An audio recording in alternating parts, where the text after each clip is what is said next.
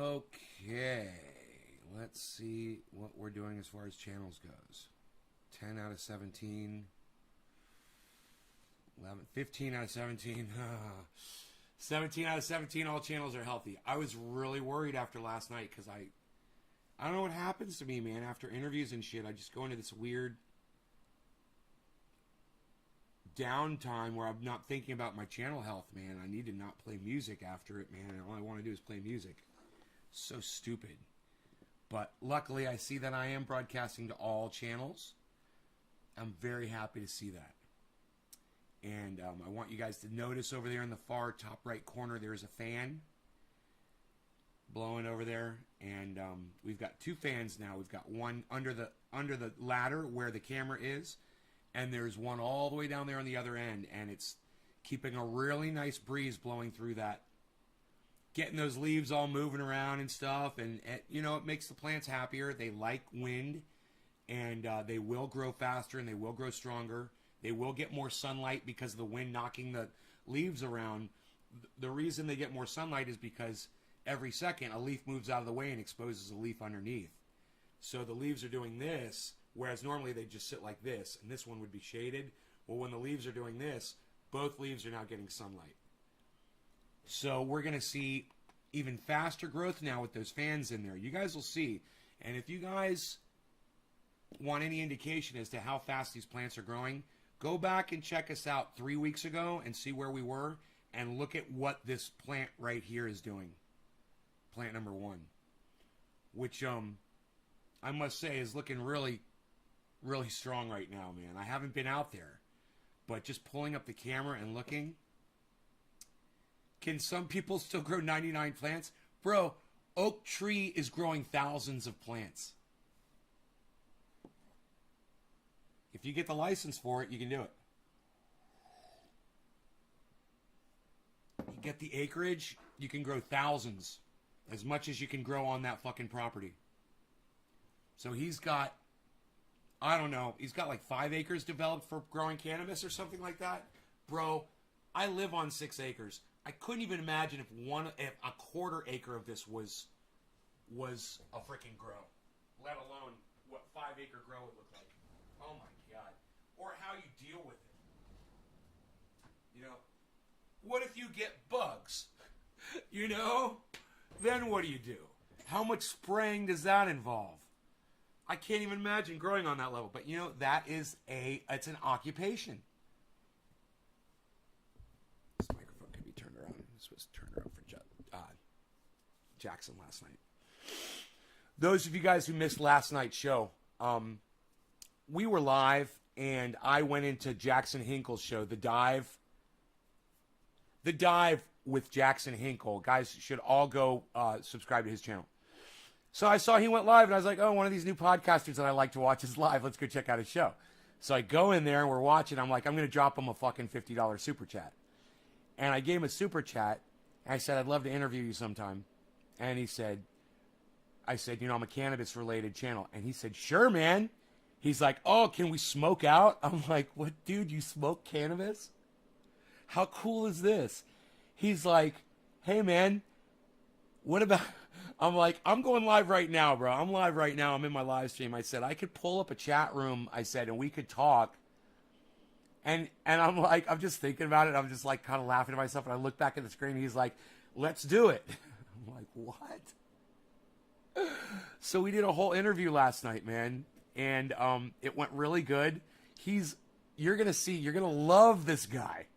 You know, he's like if Kyle Kalinske and me were used to clone somebody. And they took his genes and my genes and they put them together in one dude. And then that dude is Justin Hinkle. He's got the fucking radical side. He's got the intelligent side. Notice it's not me.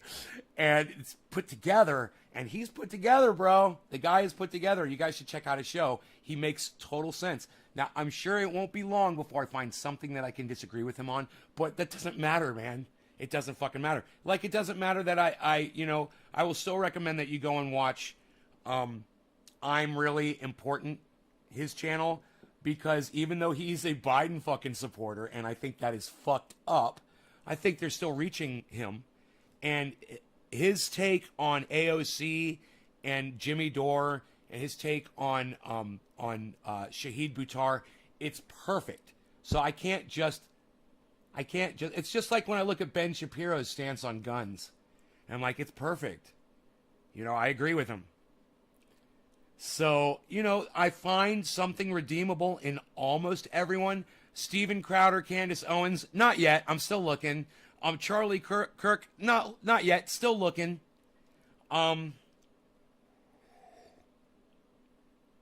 Okay, they do have one thing that I like. Are you ready? See if you guys can guess what it is that I like, that I have in common with Candace Owens, Steven Crowder, and I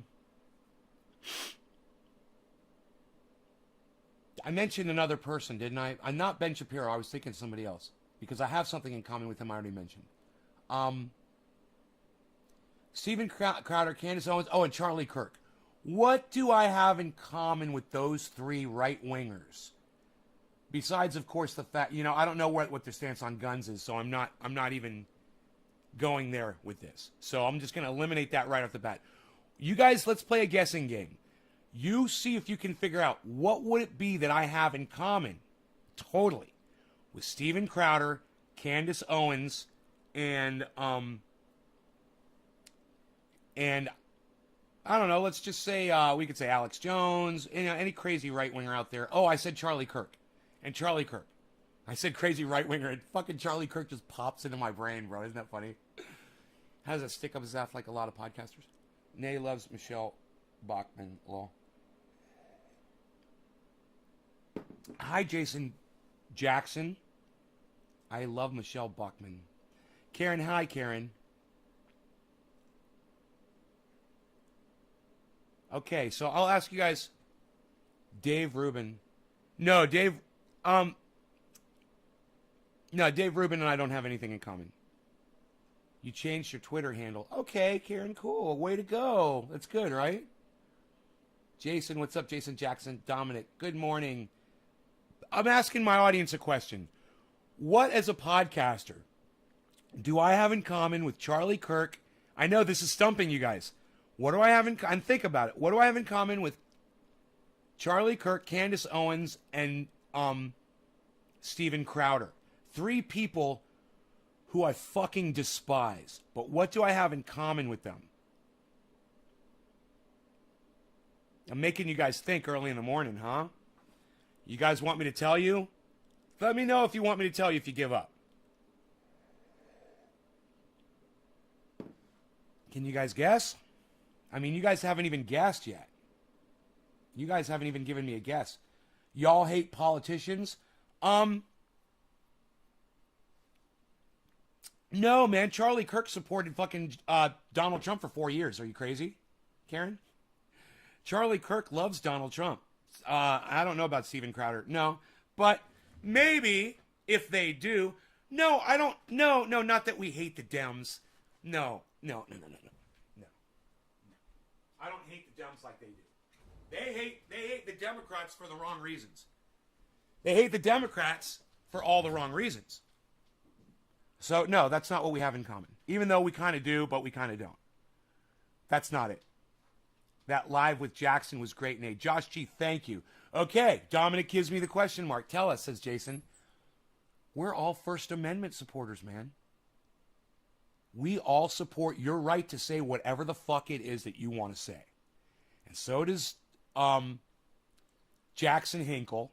And I think that I'm really important. I think he does too.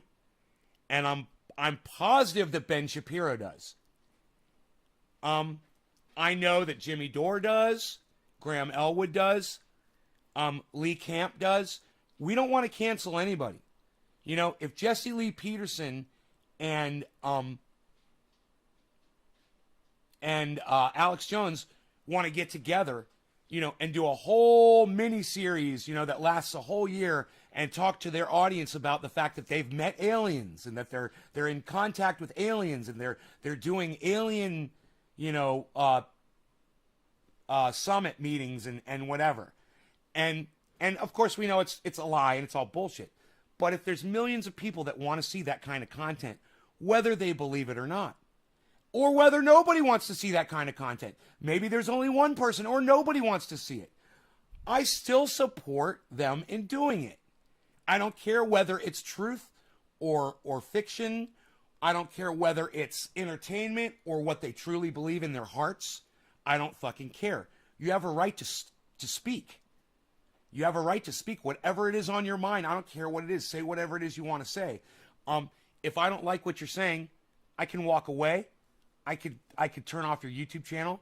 I could turn off the television. You know, I could punch you in your fucking mouth. Maybe you deserve that. But, you know, you have the right to say whatever the fuck you want to say, and I support you, and I support you in saying it. And if what you say does incite me to punch you in the mouth, hey, man, that's the game we all play. You know, that's the fine line that we walk.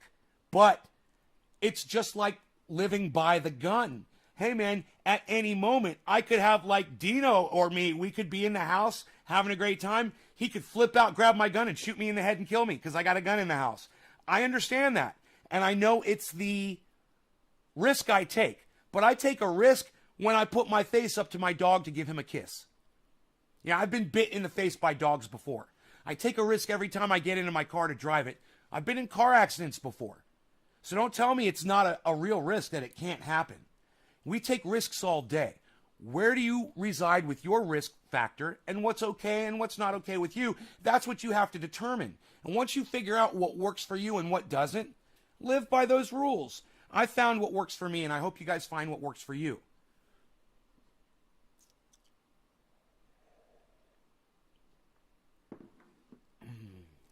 You know?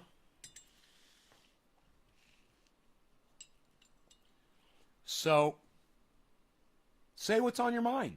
And say it often. And say it everywhere, man. Put it everywhere. Tell people how you feel. It makes me feel good, and it might make you feel good. There's a lot of people who don't like to share their opinions around. You know, maybe your parents taught you to keep your cards close to your vest. You know, I always had a big mouth. You know, as a little kid, I used to lie a lot. I used to shoot off my mouth. I wanted everybody to pay me attention.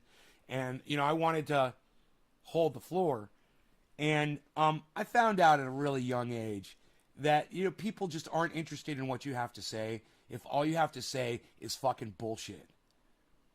So a lot of people just end up not speaking and not saying anything. Well, listen to people who make sense. You know, that's what worked for me growing up. That's why I do a show. That's why I do a podcast. You might ask yourself, why does this guy do this? I do it, number one, because I love it, man. I love doing this. It's fun. I would have never known about this if it weren't for my friend Cyber Reload that told me what YouTube was. I didn't even know what YouTube was. You know, he fucking told me there's a service and people are putting up videos. I found out.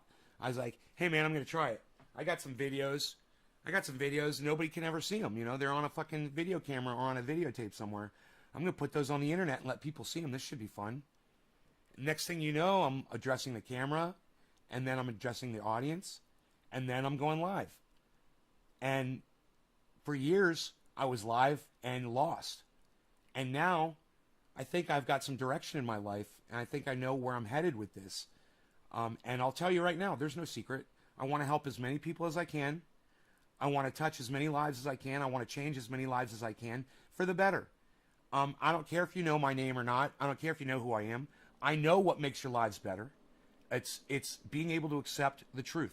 That's it. I don't care if it's fucking cannabis. I don't care if it's you realizing that politicians are stupid. I don't care if it's you realizing you need to move to higher ground and that the ocean's coming in and that people in Miami are losing habitat. It's an important word you guys need to learn. You know, there's a politician, we're going to shift gears here, in Washington that claims that, you know, no matter what climate does, it's okay because humans are smart and strong enough that we can adapt to the heat. We can adapt to climate change.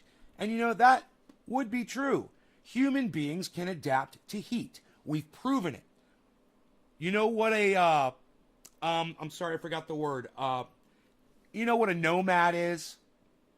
A Bedouin. You guys know what Bedouins are? That was the name I was trying to think. These are tribes of people to this day that wander the desert. They're gypsies. They have no place that they really call home, so they move. They use all the resources in an area where they are, and then they move on to another place and find another place with resources, and they settle down there for a while, and then they move on. We can live in the desert. We can live with very little water and in excessive heat. We can adapt. But the one thing we cannot adapt to is the loss of habitat. And I know that confuses you guys, so I'll just say it right now. It's the loss of your food. It's you don't have food to eat anymore, then you die. That's what loss of habitat means. No more cows, no more fucking Burger King. Right? No more cornfields, no more cornflakes. Right? No more rice patties, no more Rice Krispies. No more olives trees, no more fucking olive spread for your fucking fancy toast. You know, no more ocean life, no more fancy caviar. And it's the people that are living the wealthiest that have the least clue to what we are headed into. So, this is what I propose for all of you to do, okay?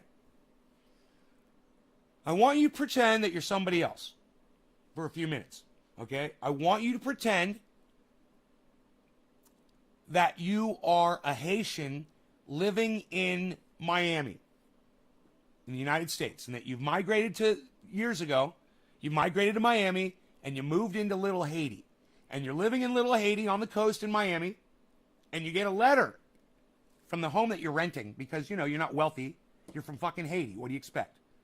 You know, you didn't have a jump on life like this guy did. So what can you do with that, right? You get a house in America and you can rent it. Great. You get a letter that says your rent's going up 40%. And you look at your finances and you say, I'm not even going to be able to pay my rent, the next month's rent. I'm going to be evicted. That's you. You're Haitian. You're living in Miami. Do you know who's buying your house?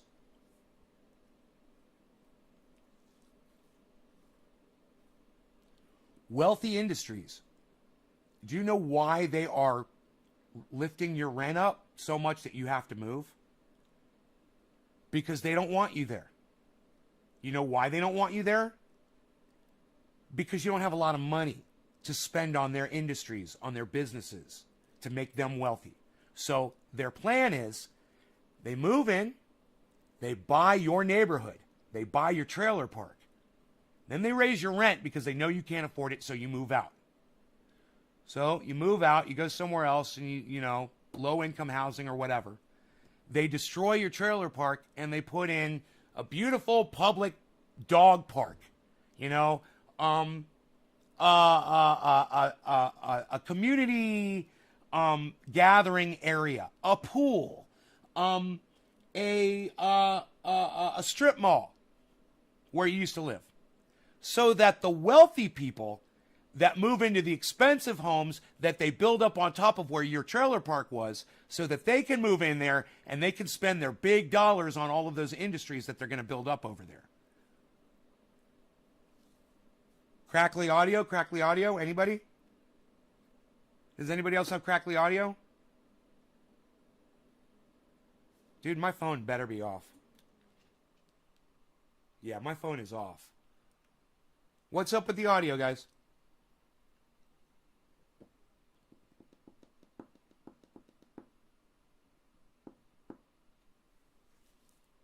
Now, I asked you guys to put yourselves in the shoes of a Haitian person that's living in Miami. Now, you have to move this home that you've secured all these years, and you've lived there for years and years and years, so that wealthy people can move in to your home or into your neighborhood. Is that okay with you? Do you know what's driving that? Climate change. Do you know why?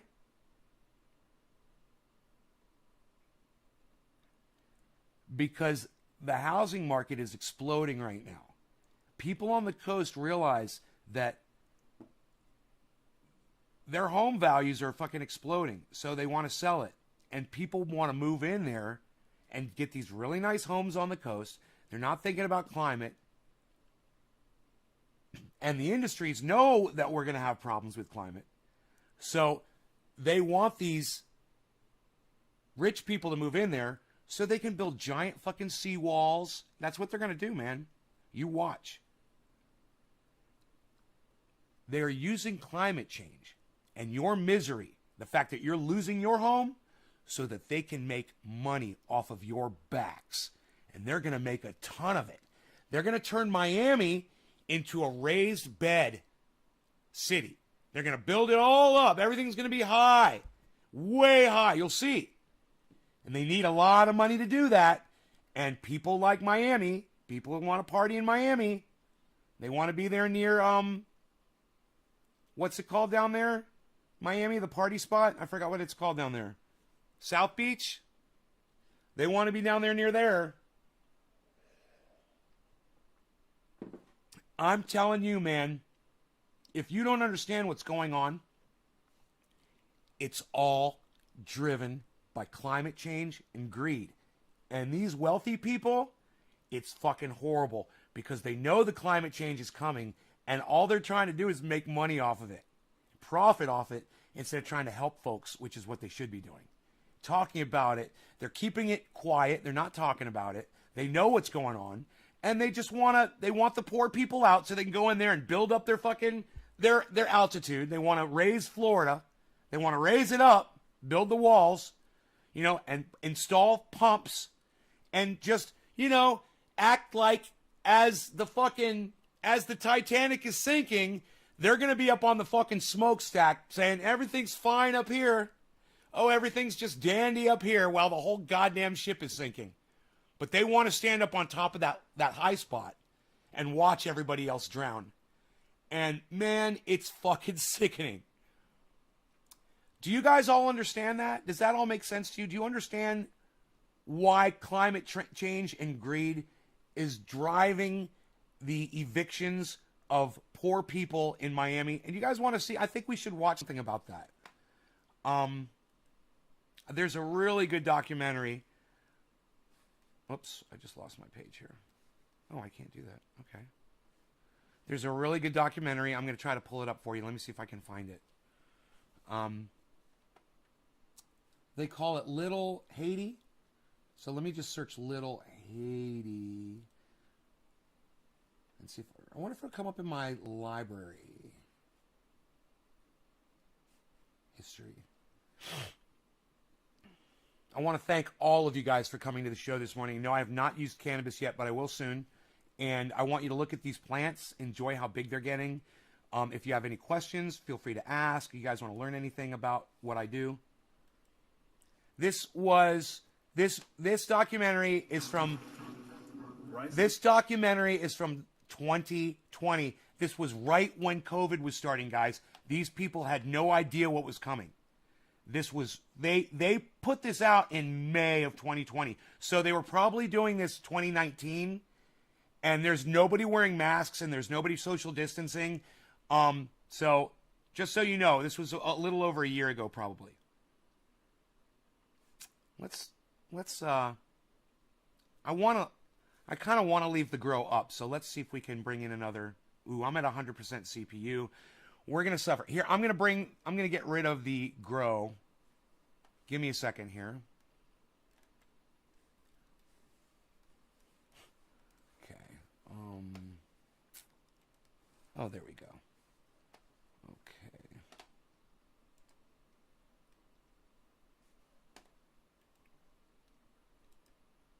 Exit. Dude, some engineer, right? It says, I click exit to close. So I have to click a window. It opens a window. There's a drop-down list. I have to select exit. So I click on exit. Then another window pops up. Are you sure? Some engineer figured that out. Some engineer that works for Windows 10 thinks that it's a good idea for me to have to waste my time to turn off software. They think that's a great idea. Hey, man, write it down. I'm just pointing these things out for you every day, how stupid engineers are. I brought that up to Jackson Hinkle last night. I said, do you realize that all engineers today are morons? And he kind of hesitated because you got to think about things I say. Because the things I say sometimes they're not totally true, but they're applicable, and you have to kind of realize where I'm coming from and be like, okay, not all engineers are idiots. Like, for instance, there are engineers that are landing rockets that have taken off. There's engineers that are doing fantastic things. But there are engineers out there who are total fucking hacks. They cheated their way through college to get their degrees, and all they want to do is slap their tiny little pea-sized ball sacks on software so they can leave their fucking imprint on them for the rest of their miserable fucking lives. Hey, Doc, what's up, buddy? Houses used to be pretty cheap in Ludington, Michigan. Now it's crazy. Yeah. The market is exploding. That's why industry is moving in to purchase these properties. Because they're seeing, they're catching their set. Their waves are coming in. Using climate change to their advantage. Money, money, money, you all. Sounds like Stan Nicholson. Thank you, Stan. Yes. Best time visually to start adding nutrients and tea. Josh G, no, it's not the best time, man. Dude, you have no fucking idea what you're talking about. So do me a favor, Josh G. Don't give my audience grow advice. Okay? Love you, bro, but you don't know what the fuck you're talking about. Let me give them the grow advice. These plants have been getting compost tea since day one. They have been in amendments since day one. And they're getting plenty of nutrients in that amended soil since day one. No, you didn't put a question mark, man. You just said best time. So I don't see a question mark, man. You made a statement. Okay, I understand. You're asking me a question. You're like, when is the best time visually to start adding nutrients and tea? And I'm glad I answered your question. Okay. Use punctuation, Josh. I don't know what you're trying to say to me. But thank you for telling me that you're asking me. Yeah, okay. It was a question that was not formed as a question. I got you. I didn't realize we were playing Jeopardy. All right, hold on. Let's watch this. Sea levels are threatening. Hey, Ronnie Hankey, I love you. What's up, buddy? Scientists have developed this simulation showing an extreme scenario where sea levels rise roughly 10 to 12 feet. I hope you can hear okay. All just Miami, Florida. I think it sounds okay. You would have to take that house and put it on stilts probably 10 feet if you want it to last for the next 30 years. But as wealthy waterfront communities become uninhabitable, Haitians built this place, and you're getting kicked out. Yes. the residents pushed out of their homes are not just the ones in the path of rising waters. Pay $1,800 Thank you, in 5 Ronnie. days, and you have to leave. Are you scared? Yes, of course. Welcome to Base Camp Little Haiti at the Magic City Innovation District. This is our immersive art park. What are we looking at here? This was our first piece of evidence to prove that climate gentrification was real. Did you guys hear what she just said? She said she had proof that climate gentrification. Do you understand what that is? Listen again. The street is filled with salt water. What difference does it make how high you make your house? I took a video of a guy on a paddleboard going right down the middle of Alton Road, in a foot and a half, 2 feet of water, paddleboarding down the... I don't know what just happened. It's What are we skimmed. looking at here? This was our first piece of evidence to prove that climate gentrification was real. Climate gentrification. Who could tell me what climate gentrification is? And I'm going to give you a big fucking hint. When I started this segment, I literally explained it to you. So what is climate gentrification? Go ahead. The first person to tell me wins. What is climate gentrification? I have a feeling Steve Running already knows. What is climate gentrification? Let's get high. Bab Bab Blue Jaws. Cheers, brother. Bottom of the hour.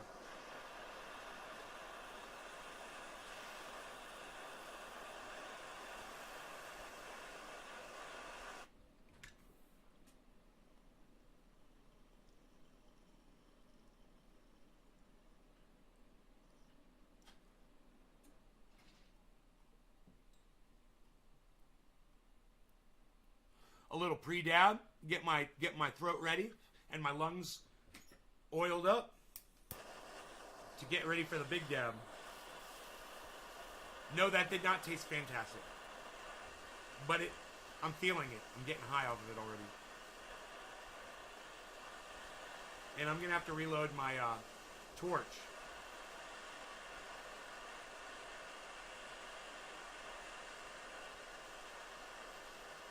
Okay. Cheers, guys. Thank you for sharing this video. You guys, I want you to know, if you're sharing this video, I'm smoking for you. If you're watching this video, I'm smoking for you. J-Bone, James Young. J-Bone, thank you so much for the super chat. Was that this morning? Steve Running. Cheers. Karen, cheers. Thank you. Thank you so much for that super chat. Nick Brown. Doc Holland. Bad Blue Jaws. You guys, thank you for everyone that is watching and sharing. We'll get the video going right now. Who knows what climate gentrification is?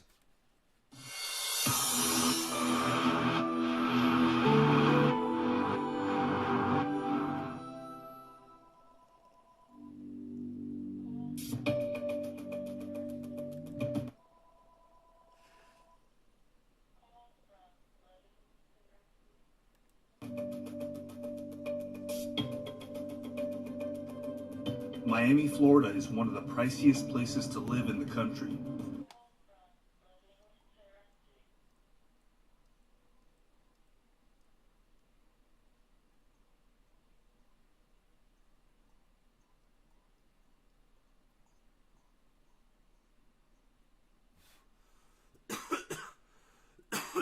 BC Bud Baron, hello. Welcome back to the show, bro. We're live for the last 5 years right here every day, 3 times a day, just so you know, BC Bud Baron. You can come by anytime you want. Good to have you back.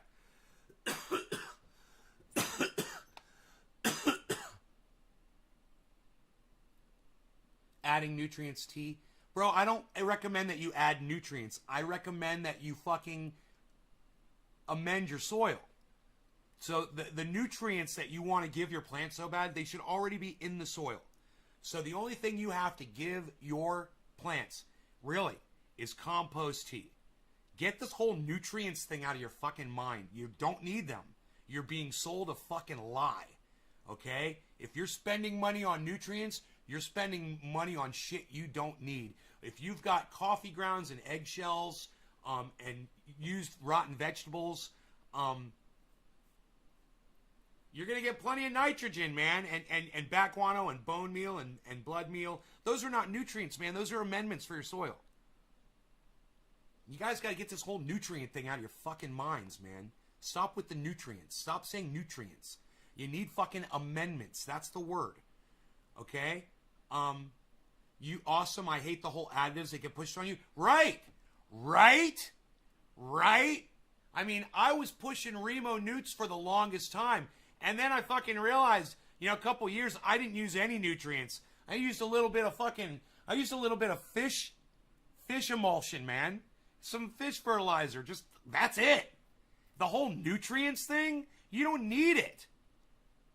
And you'll have beautiful... Bro, let me tell you a little secret, man. I smoked some great bud. It wasn't the thickest bud. It wasn't the nuggiest, of course, but it was good. It was really good. Mark grew it. And you know what he fed his plants? Water. That's it. I was like, dude, you only gave these water? He's like, that's the only thing I gave him. I put them in soil, and I gave them water. I'm like, I can't fucking believe this. He only gave them water. He didn't even use fucking compost tea. But I'm here to tell you, if you use the right kind of soil, then your plants are getting, what they need on day one. You don't have to worry about what the plant looks like when you could start putting the poison shit in there, the shit that you have to flush out for the last 2 weeks. Hey, man, why do you think you have to flush nutrients out of your plants, guys? Think about it. Hey, man, make sure you take the shit all out of your plants before you try to smoke it. There's a reason for that. Fuck that shit. But sitting so close to sea level, it's also one of Welcome to flushless growing in the garden, guys. the first cities, some scientists say, expected to lose some of its most valuable real estate to rising waters. Today, UN scientists released their most alarming report yet on climate change. This is a satellite image of Miami Beach. Let's do another dab. I don't remember the last have one. Developed Cheers. a simulation showing an extreme scenario where sea levels rise roughly 10 to 12 whole industry feet is a scam, by the yes. year 2100. As of 2019, Miami already... Bro, when I first moved to California, Dino brought me over to his house. I went over and I looked at his. Yeah, I did a dab, obviously. Look at all that. I looked at all of his nutrients. He had thousands of dollars of nutrients, guys. I am not kidding. He had thousands of dollars of nutrients. But the thing about Dino was he worked for a dispensary, so people were always giving him free samples. If somebody wanted to own all the shit that Dino had, it would have cost them thousands of dollars. Dude, that shit just ain't worth it, man. You don't need that. Already has We learn as we grow, we 120,000 learn. properties at risk. And both Florida state government and the city of Miami have invested millions of dollars into Cheers, pumps, everybody. raising streets and sidewalks, and other reinforcements to try to keep the waters at bay. But for some in this area, the solution is settling on higher ground. The water has come up here in the past, let's see, in the past 20 years, it's come up 6 to 8 inches. Actually come up and permanently 6 to 8 inches higher. Dan Kipnis is a former Miami resident turned climate change activist. This is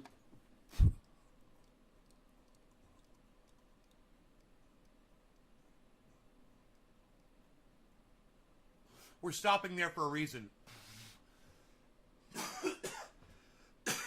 Because what that man just said is the most important thing that is said in this entire show.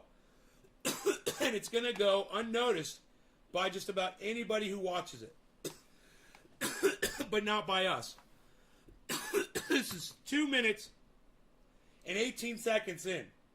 And this guy says this.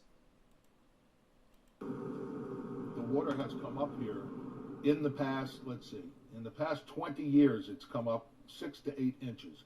The water has come up here in the past, let's see, in the past 20 years, it's come up 6 to 8 inches, actually 6 to 8 inches. In the past 20 years, in the past 20 years, in the past 20 years, in the past 20 years, in the past 20 years, in the past 20 years, in the past 20 years, in the past 20 years, in the past 20 years, past, let's see, in the past 20 years, it's come up 6 to 8 inches, actually come up and permanently 6 to 8 inches high. Past, let's see, in the past 20 years, it's come up 6 to 8 inches, actually come up and permanently 6 to 8 inches high. Come up 6 to 8 inches, 6 to 8 inches. 20 years, it's come up 6 to 8 inches. 20 years, it's come up 6 to 8 inches. Who understands why that is an important fact? And I'm not going to wait for you guys to answer this question. I'm going to tell you right now.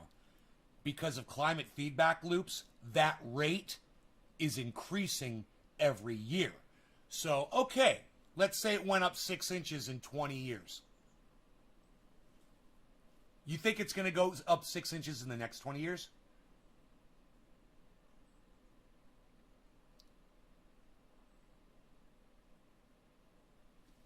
Of course not. Why? Climate feedback loops. Why? Because all of these systems, different systems that we have on the planet, they're feeding into each other and making each other more powerful and accelerating the rate at which the sea level rises. So when you hear a local resident and a climate activist, somebody who's literally paying attention to the sea level, tell you that where he lives, the sea level has risen 6 inches, and it could double in the next, he said 20 years? Let's say it does that in 10 years. So the rate is increasing, the amount is increasing. The more that the salt water encroaches on the land, okay, check this out. It kills off vegetation that can't live in salt water, right? When that vegetation dies, the roots die. When the roots die, the habitat that it's supporting, the ground underneath them, it starts to erode under the ocean levels that are rising, right? All of that shit that's in the ground, whatever it is, it goes out into the ocean, and silt and shit like that, fucking poisoning the ocean. And guess what? The sea level rises even higher. So these things are feeding off each other right there. As the ocean comes in, this sediment goes out in the ocean. As the sediment goes out in the ocean rises. As the ocean rises higher, it kills more plants. As those plants die, the sediment underneath goes out in the ocean, putting more what? More mass into the water. Because it's eroding into the water. The sea level's going to rise more. As it rises more, it erodes more land. This speeds up. And this is what's going on. And that's just one climate feedback loop out of over 60 that Dr. Guy McPherson has already identified. And you guys can check him out on naturebatslast.com. Naturebatslast. Very important that you guys latch on to just this one concept. In fact, if it weren't for the lives that were being wrecked in Miami, I would say we could stop watching right now. But it's very important. Let me explain something to you, okay? In my recording studio that I used to run, I did sessions with some Haitian bands.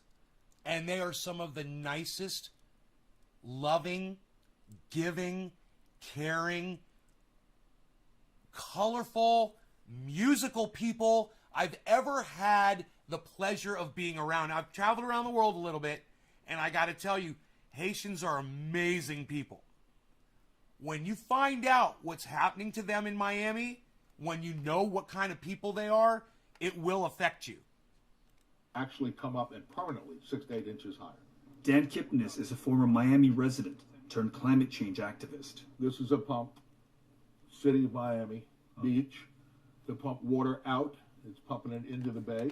And these are temporary pumps. They put them all over. You'll see it. And those wealthy people want permanent pumps and walls built, and they will do it. You watch. This is what's going to happen. There's going to be a fucking resident on the beach, and he's going to build a big wall. He's going to build such a big, beautiful wall. He's going to build it all the way around his residence. He's going to build a big freaking wall. Watch. You watch. He's going to tell the government to go fuck themselves. He's going to build a giant wall all the way around his property. It's going to be a seaworthy wall. And I guarantee you, the whole goddamn state's going to want it. After this one wealthy person, you never know who it's going to be. It could be somebody that owns, I don't know, maybe like a resort, like a beach resort, possibly a golf course. I don't know. He might have really tiny hands. He might have very small hands. I don't know. Who knows who that man could be? You watch. You watch. I'm predicting the future. Somebody, maybe who talks like this. Maybe he's got an orange spray tan. Maybe he likes to hump the American flag. I don't know. But I have a feeling he's going to build a giant wall. A giant wall. You know why? Because he doesn't like to lose. And he was building a giant wall and he lost. I'm not a loser. I don't like to. I'm a winner. I have to win. I'm going to take that wall and I'm going to build it around my Mar-a-Lago. That's what I'm going to do. That's what he's going to do. Because he wasn't allowed to finish the wall around the United States, he's going to build it around Mar-a-Lago to protect it from the climate change. He says it's a Chinese hoax. It's a Chinese hoax. Folks, it's a Chinese hoax. The Chinese hoax, climate change, isn't real, not happening. You could trust me. I'm your president. You voted for me. You love me. You love my children. Here we go. See this house right here? Mm-hmm. Essentially, it has been raised, what, a foot from the road? Uh-huh. All right. You would have... You think, yeah, a hurricane could destroy that fucking wall? And, bro, you can build a wall that can withstand a hurricane, I bet. And I bet you if he does it, he's going to have to because the hurricanes are getting stronger and stronger. Bro, we are going to see a Category 6 in our lifetimes. I promise you. I promise you we're going to see a Category 6 hurricane. And you guys are all going to be like, oh my God, Nate fucking called that shit. He said there was going to be Category 6, man. Holy fucking shit. Watch. Watch. It's because it's heating up and we've got more moisture. As it heats up, we get more moisture in the air. This is all hurricane fuel. Hurricanes love, warm ocean temperatures and humidity. That's why Florida always catches it right there around the equator. Have to take that house and put it on stilts probably 10 feet tall if you want it to last for the next 30 years. 10 feet. Look at how high their stairs are. See, they got it. But what do? Adam, if the street is filled with salt water, what difference does it make how high you make your house? That's why they're going to have to build walls around the city to keep the water out the streets. Bro, they're going to be building infrastructure in Miami unlike anything you have ever fucking seen. Watch. Some Arabian sheik is going to be in Miami. He's going to move to Miami. Probably already lives there. A billionaire. He's going to move there and he's going to say, we're going to build overpasses everywhere so we can get around. Watch. Watch what they do. They're going to turn that thing into fucking Louisiana. Watch what they do. You're going to be driving for miles over fucking ocean, man. I took a video of a guy on a paddleboard going right down the middle of Alton Road, you know, in a foot and a half, 2 feet of water, paddleboarding down the busiest street in Miami Beach at a high tide. Okay, well, the water looked to be about 4 inches deep there. You could see his paddle wasn't going that far in. He couldn't get the paddle any further. So it wasn't that deep. But that's not the point. The point is, that's salt water, guys. That's not rainwater. That water is so fucking destructive that everything it comes into contact with starts immediately dying and rotting. And, you know, they've got a hell of a problem on their hands. And remember, this is only from last year.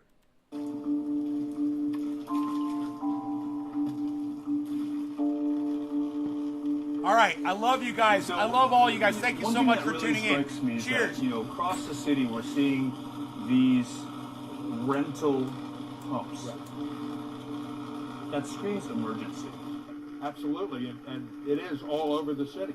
Obviously, some people are starting to feel that they need to be getting out of here. There's 1,200 houses in our zip code, and 350 of them are for sale. Okay? Because the more this keeps going on, the harder it is to sell property. Across the U.S., home values on the coast are starting to sink, decreasing nearly 7% Right, Baba? since Right? 2017. Say hello to my little In friend. Miami, many of the city's poorest residents live further inland, and in those areas, the cost of living is on the rise.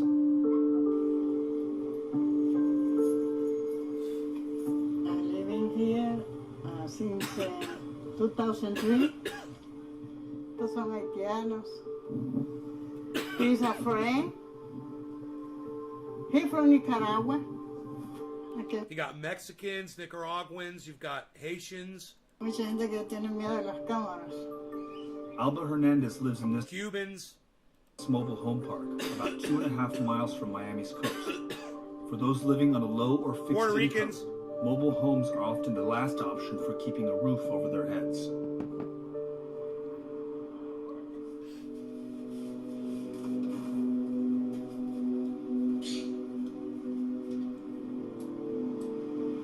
Yeah, they just had a really bad fucking storm, bro, in Asia.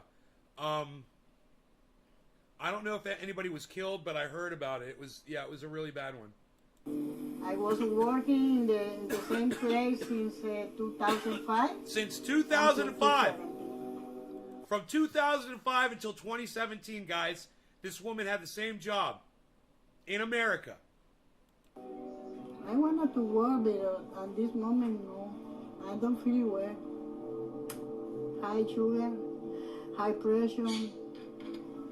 You know, this woman is being murdered by big poison. Look at her belly fat. Okay? If you just look at her body, and you guys need to realize this, man, this is not her fault. We have been fat shaming ourselves for fucking years, and it's not her fault. It is in everything. The sugar is everywhere. And it's not the sugar that makes you fat like that, but it's the sugar that triggers your body to make you fat like that. It's an insidious process that goes inside your body. You are programming your body to store fat when you eat sugar. I swear to you guys, if you will just listen to me, I've only been doing this for like fucking 10 days. 10 fucking days. All right? 10 days. You guys know me. You guys know what I look like. Man, I'm telling you, fucking 10 days, and you're going to see this is all going to fucking disappear eventually. None of this is going to be there. But as of right now, this is just from stopping eating sugar. And, you know, doing my fuck yes on what? Working on that, what? And doing my little chair exercises and hiking up and down my fucking mountain. You gotta stop eating sugar.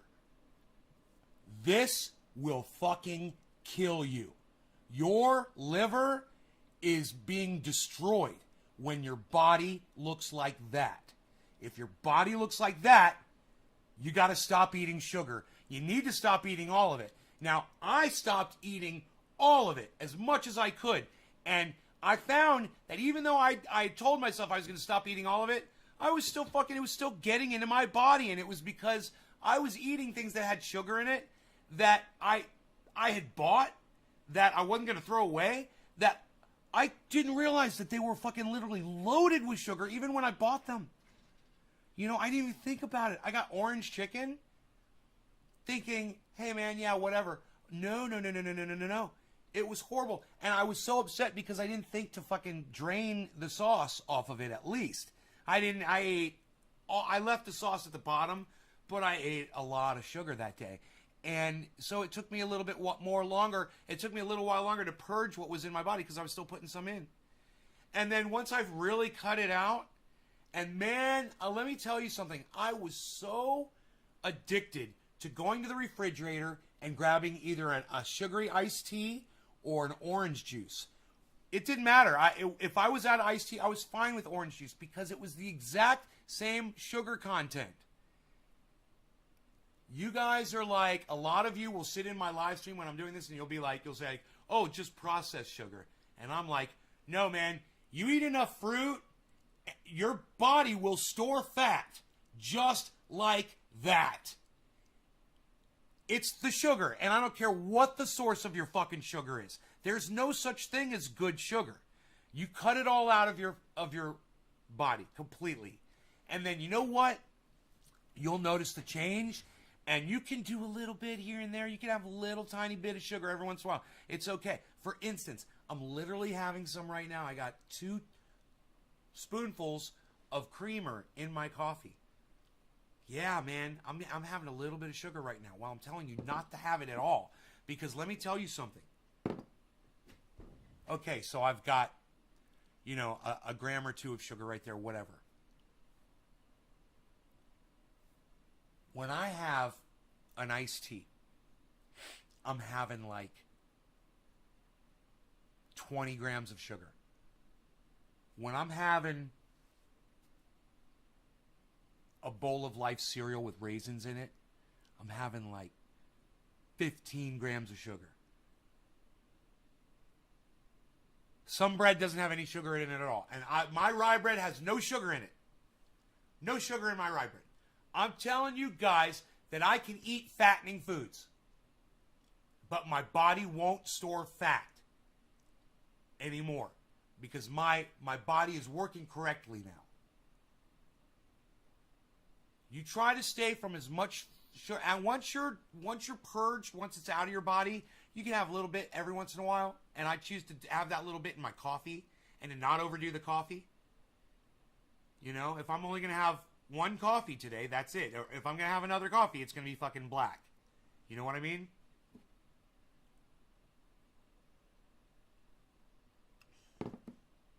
The beautiful thing about the coffee that I'm drinking right now is it doesn't taste sweet. It's so bad, this fucking pumpkin spice coffee, it's so bad that literally 2 tablespoons of the cold creamer that I put in there, it doesn't make it sweet. It just doesn't make it bitter anymore. So I'm not satisfying a craving for sugar anymore. Now, last night, I had a craving. I was sitting here, finished up the show, I was really high, and I kept thinking about the ice cream that's in my freezer. So then I went over to my cupboard and I opened it because I was thinking about the Life cereal. And then I closed the cupboard. I came back over and I sat down. And I was thinking about, for some reason, I got back up and I looked at the cupboard and I thought about the Oreo cookies. And so the weirdest thing happened to me when I thought about the Oreo cookies last night. As soon as the Oreo cookie popped into my mind, I thought about fats and oils and toxins, greasy toxins from the Oreo cookie sliding down my throat. Like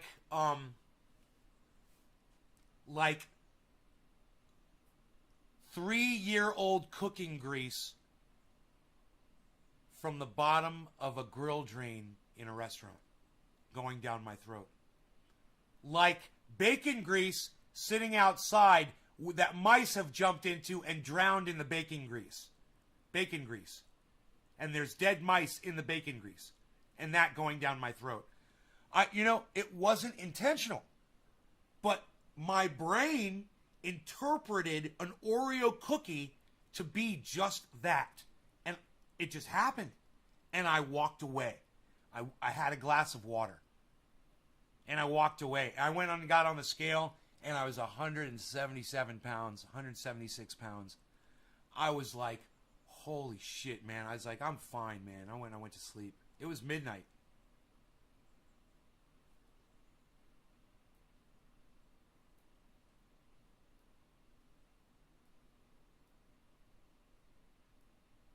Yeah, fats are fine, man. People on keto do fine. People that do Atkins, I did Atkins. You're eating fats. Yeah, man, an Oreo cookie, bro. Man, I'm giving away all my sweets to Mark and anybody else who will take it.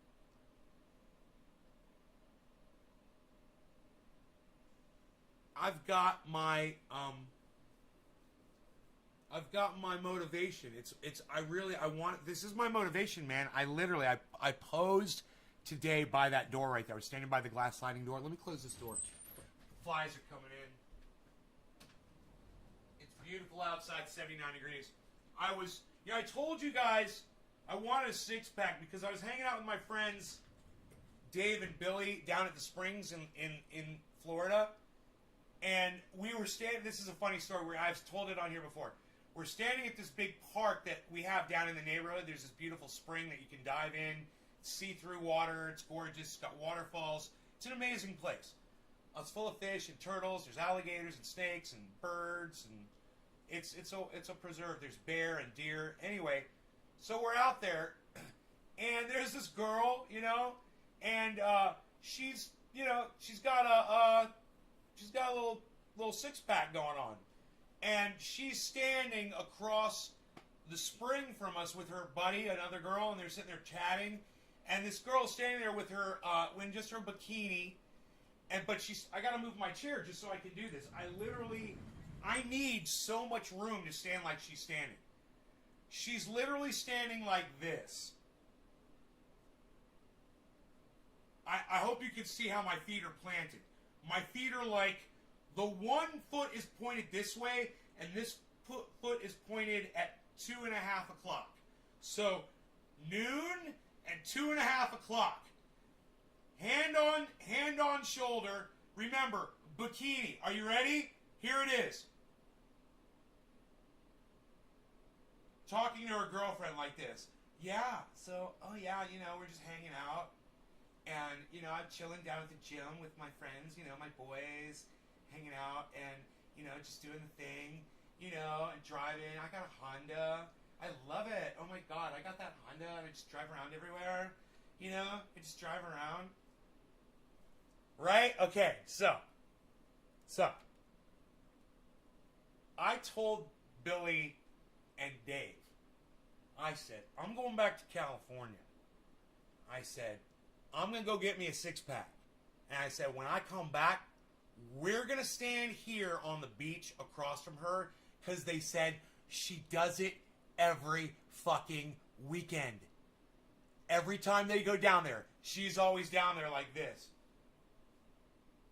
Talking to her friends. I said, I'm going to go down there, and we're going to go down there, and we're going to stand next to one of the park benches, and I'm going to have me a fucking six-pack.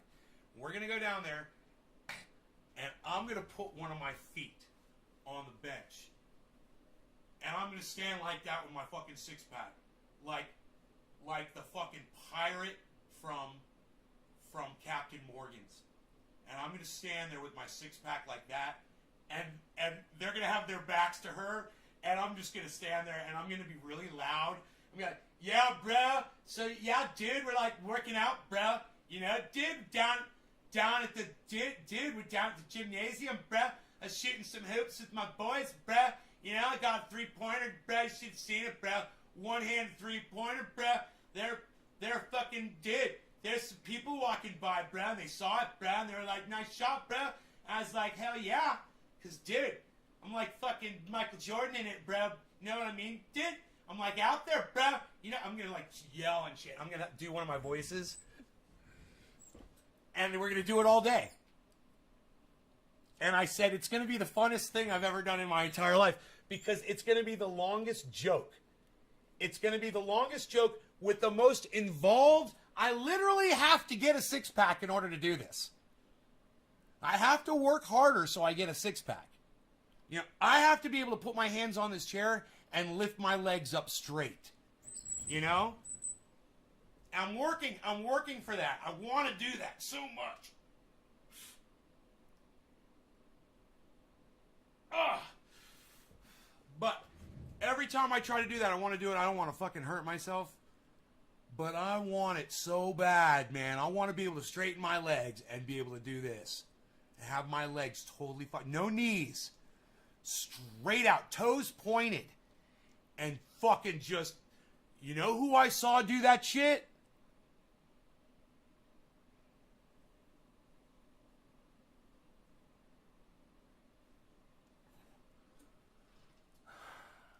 I know his first name.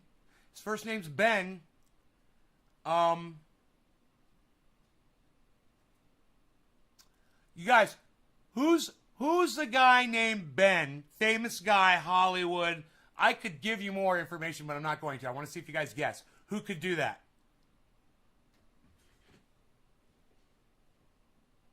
I love it when we play guessing games.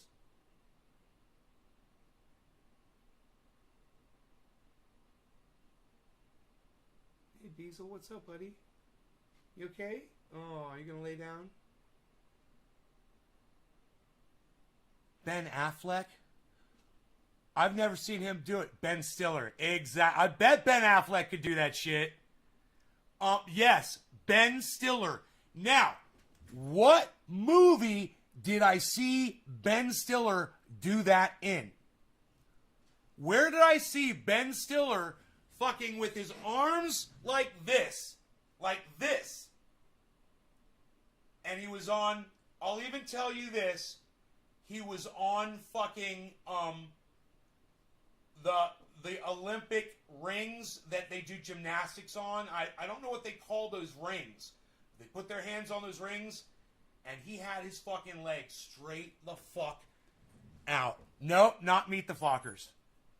Think about it. Come on, guys. Yeah, I want to see you guys guess the Ben Stiller movie. Night at the Museum. Nope. Shirt off. Shirt off. You guys probably didn't even know it was fucking Ben Stiller.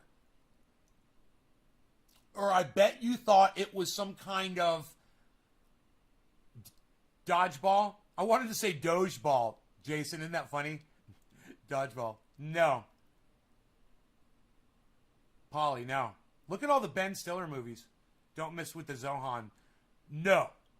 You guys, nobody can get it. This is fucking great. Nobody's guessed it yet. This is great. Come on, guys.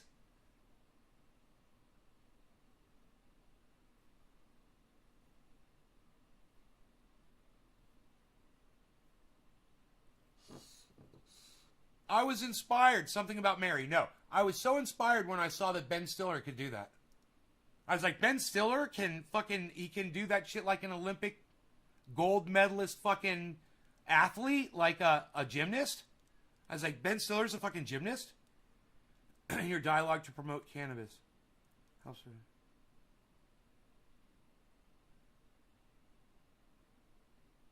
Jerry, no, it's not. We're talking about something totally different. This is not your show, bro. Don't tell me how to fucking run it. That was just stupid. Back to school. No. Heartbeat Kid. No. 3 minutes. Thank you, Bad Bad Blue Jaws. Lynn Marie! Lynn Marie gets it. Zoolander. Yeah, Zoolander. Now, what's the scene? Why is Ben Stiller on Olympic fucking hoops with his, what are those things called? Are they called the, it's not the, because that's also, they do the uneven bars, right? It's uneven bars, and then they do the, what are those things called? With the hoops and the chains. What are those things called that are hanging from a bar? It was those things. The rings? Thank you, Billy. Yeah, the rings. Yeah. Bro, Ben Stiller does the rings. Ben Stiller, I bet you if I got on those fuckers, I couldn't even lift myself up. Yeah, I think I'd have to be able to do a pull-up before I could get on those motherfuckers. You know? Do you guys remember... Oh, Lynn Beach... Yeah. Do you guys remember why Ben Stiller was on the rings in Zoolander? Did you guys realize that that was Ben Stiller?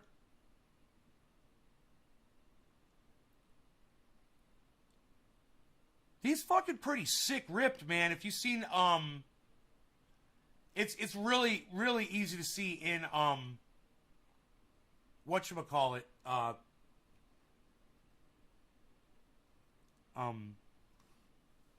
Tropic Thunder. Tropical Thunder. God, I'm such an old man. Tropic Thunder, man.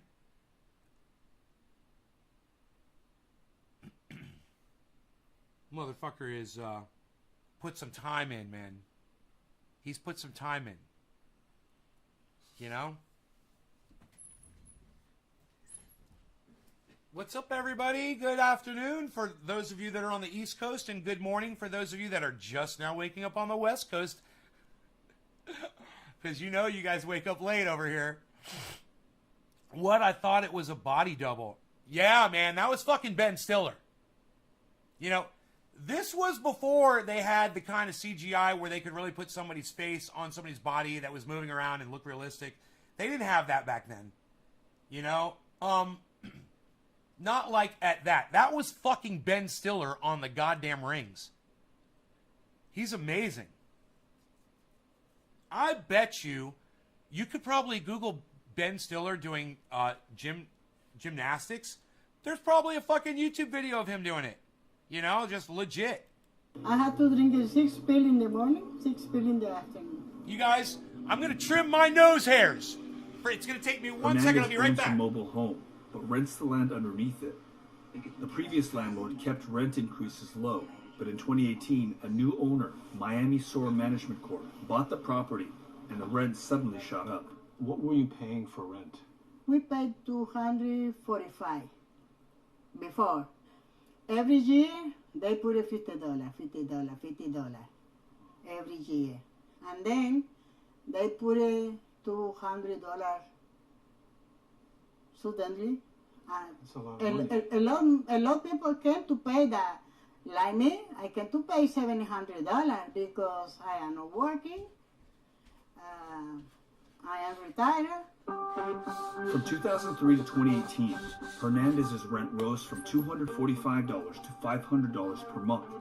But then her new landlord raised the rent to $735 a month, a 47% per month increase in under 1 year. Well, we got wind that last year the rents had significantly been increased.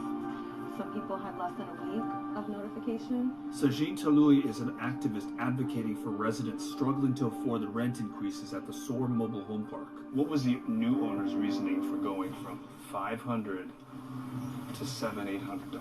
They had stated that they were using the money to make repairs to the homes, to bring it up to code, but there hasn't been much of anything done. There's so many hazards. You see the open pipes, broken cement. I mean, if you have kids, they can't even walk around and play here. For decades, housing costs in areas like this have remained low. But as waters rise on the coastal homes of wealthy residents across South Florida, advocates say poor communities are being replaced by high-end properties. What is the state of affairs for people who are living in mobile home parks now in Miami, in Greater Miami? In the last 4 years alone, at least 7 mobile home parks have closed down in Miami-Dade County. I have no idea how much I could bench. I've never really tried, so I don't know. I love you. Remind me of that scene from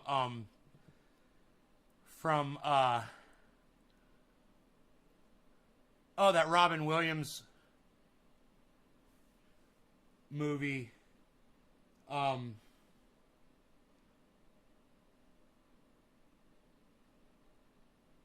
Hey, dude, where he says, oh, so you work out? He's like, you look like you've been working out? He's like, yeah, I work out. I fucking bench 100, 180 or something like that. He's like, good for you, man. He's like, that's healthy. He's like, do you work out? He's like, yeah, man, I work out. He's like, how much do you bench? He's like, 230, I think he says. And the guy just fucking shuts the fuck up. And it's so funny, man. It's like so intimidated by that. It's God, it's like right here, man. Man, I can't believe it's the most famous movie of all time. Robin Williams, he's a fucking psychiatrist, psychologist trying to help. He's a counselor, you know, he's trying to help that fucking kid who's troubled, fucking super intelligent kid, man. What the fuck? Why can't I remember the name of the goddamn movie? That is crazy. It's a great fucking movie, man. Why can't I remember it? There used to be 60 parks in 2015. Now it's down. Dude, Dead Poet Society?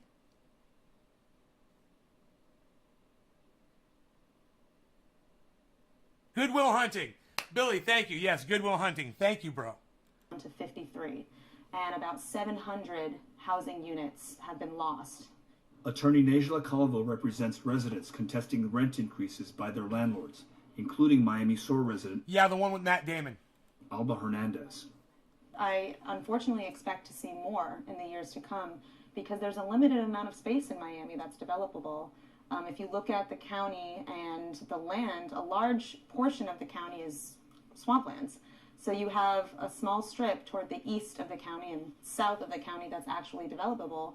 And these mobile home parks are located in areas that are more and more desirable, especially with climate change and with flooding, and areas in highlands are more attractive to developers. So climate change is part of the calculus in all of this. You don't really find mobile home parks in Miami Beach. You find them more inland. And now, as developers are looking inland for long-term development, these mobile home parks are vulnerable. The Miami Sur Mobile Home Park is in an area of Miami known as Little River, most of which sits within the community of Little Haiti, another historically low-income but high-elevation neighborhood.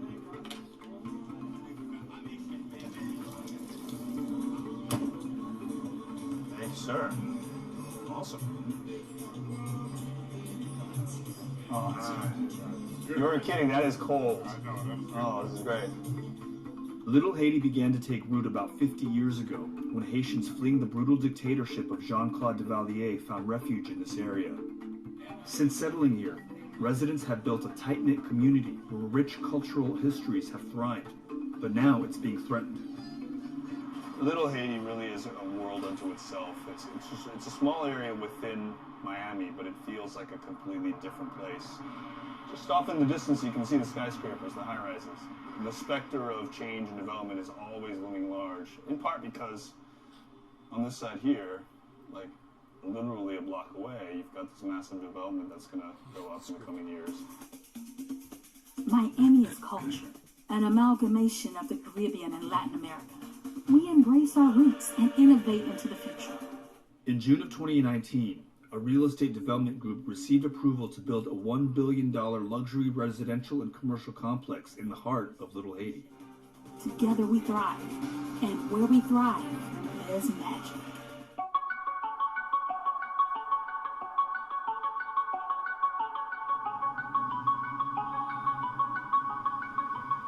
So that sign right there, magic.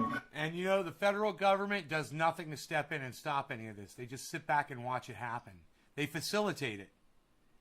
The federal government of the United States facilitates this, guys. They make this all possible. And, you know, there's no regulation to stop these industries from doing this. There's no regulation to stop them from jacking up these people's rents. So I asked you before if you guys knew what racial climate it's just called climate degentrification is. What that means is they're using climate as an excuse to move people of color out of an area that they want to develop. Because it's worth way more money to them and the federal government if there's a bunch of wealthy people living there having wealthy little babies. That represents the controversial new development that's... No, Bad Blue Jaws. Because No, I didn't see that, bro.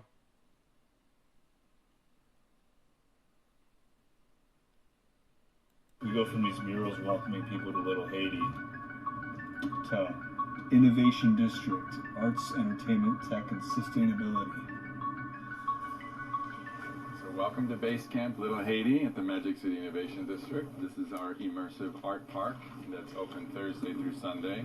Open to the community, no charge. We have food trucks, we have vendors here, we have a stage for live music.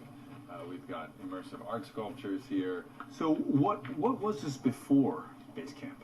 This was a trailer park for over 110 years. We're actually only the second owner of the property. Feels very Burning Man. It feels very Burning Man. The mobile home. You guys realize that?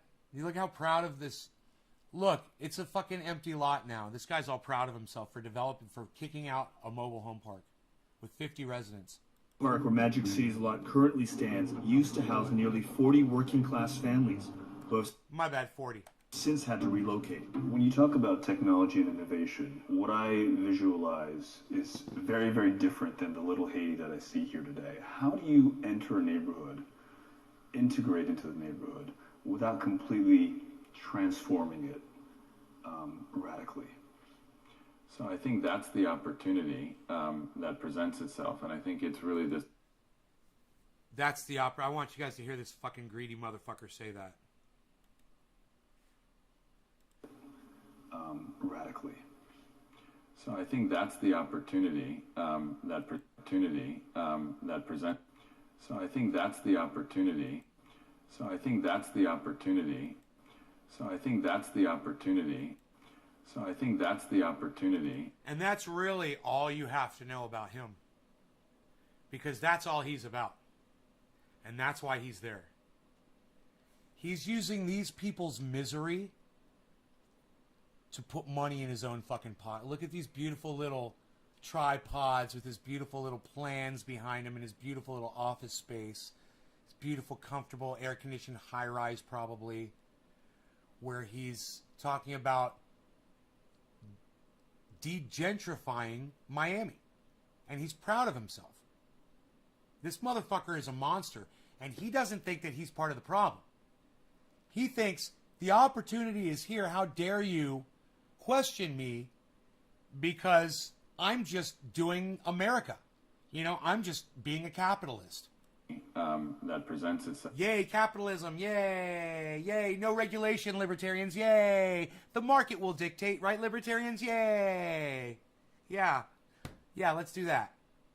And I think it's really this marriage between, you know, bringing in innovation and celebrating the culture that's here and really promoting it. And I think if you even look at the name, it's Magic City Innovation District Little Haiti. So from the marketing standpoint, and from the marketing standpoint, for the wealthy people, creating a sense of pride among the community in terms of our design. No, man, it's fucking Little Haiti, bro. It's Little Haiti. You know, you created all of this bullshit. We're creating Magic City. It sounds like fucking some Disney World bullshit. Here and really promoting it. And I think If you even look at the name, it's Magic City Innovation District Little Haiti. So from the Magic City Innovation District. It sounds industrial. Oh, but we're going to put Little Haiti at the end because, hey, we love you. And this is, we're taking our, did he say industrial district? What did he say? City Innovation District Little Haiti. Innovation. Innovation, which means industrial. Innovation District. So from the marketing standpoint and creating a sense of pride among the community. You know, with 2 words, we're going to put 2 words in the name. So that's how we're gonna cater to the residents that we're kicking out of their homes, that we're evicting, that we're raising their rents 40%. This fucking monster right here, this fucking piece of shit right here. In terms of our design aesthetic. The developers of Magic City haven't yet determined prices for residential units, but property values here are already up 16% since 2014. It can be good news for longtime residents that own property, but data... Yeah, and guess who owns the property, man? It's not those residents. They're all renters. Right? So a lot of corporations own some of those properties too. Not just landlords. Some of those are owned by realty agencies. They're owned by large businesses with holdings, and properties or some rental properties are sometimes their holdings, managed by management companies for them. Let me see what this phone call is really quick.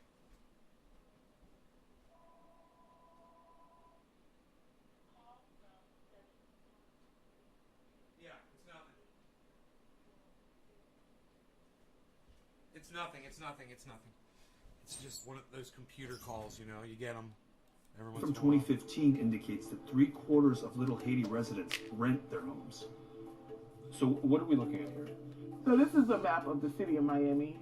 These numbers you see on the map are the elevation. So as you closer to the water, you see 0, 2, 1, and 3. You see right here, Northeast 2nd, that's where Little Haiti is.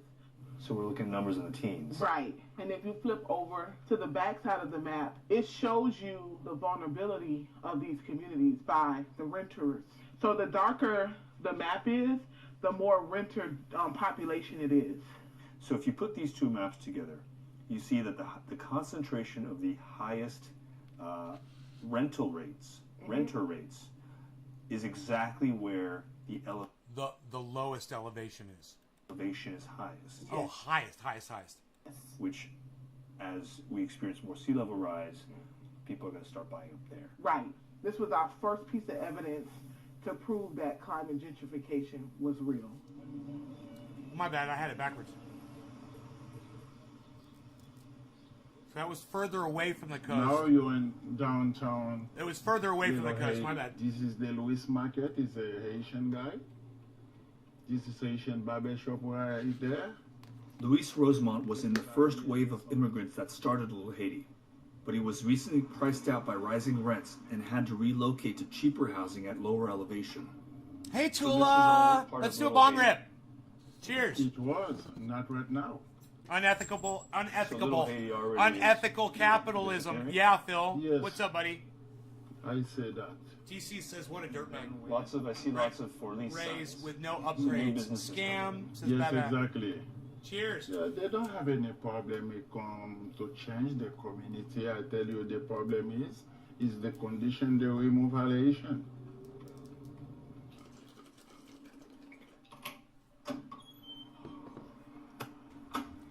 Oh wow, this is all you. That's my paradise. Oh, this is awesome.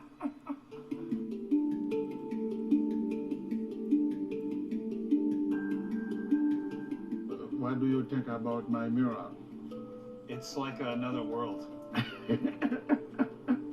I wasn't expecting this. We were walking through a tax office, and then you take us outside. It's beautiful. This is your paradise? That's my paradise. You see, it's my paradise. It feels good. You think you can move back to Little Haiti? No. You don't think so? That's finished. It's finished. No more women, Little Haiti for me. You were here for 38 years, though. Yes, I know. So what I'm going to do? Are you upset? Are you angry? Are you sad? Oh yes, oh yes, oh yes. Who's moving to Little Haiti now? Who's coming? A stranger. Haitians built this place. Yes. And you're getting kicked out. Yes. So I am glad I have my painting when I'm really stressed about that. Papa so Doc, no. I paint something, I draw something. So it's my psychotherapist.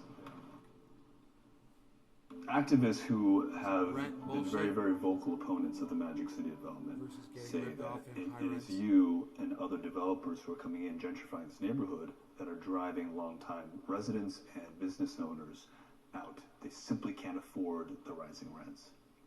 I don't agree with that. I don't think it's true.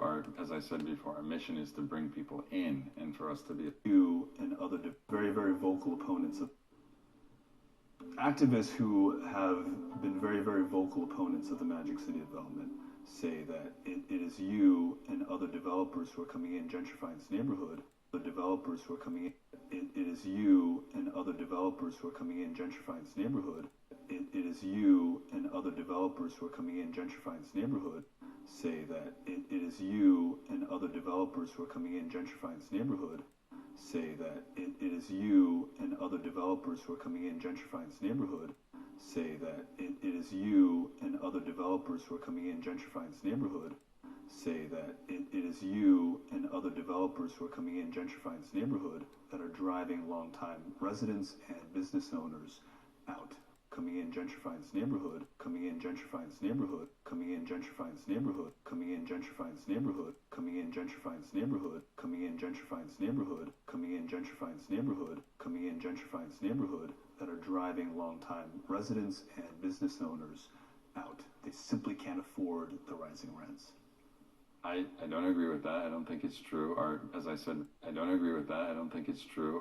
I don't agree with that. I don't think it's true. I don't agree with that. I don't think it's true. I don't agree with that. I don't think it's true. I don't agree with that. I don't think it's true. I don't agree with that. I don't think it's true. I don't agree with that. I don't think it's true. Bro, the plans of your gentrification to get rid of the poor and make projects for wealthy are right behind you. I don't know if you realize this, but we can all see it. It's literally on the wall right behind you.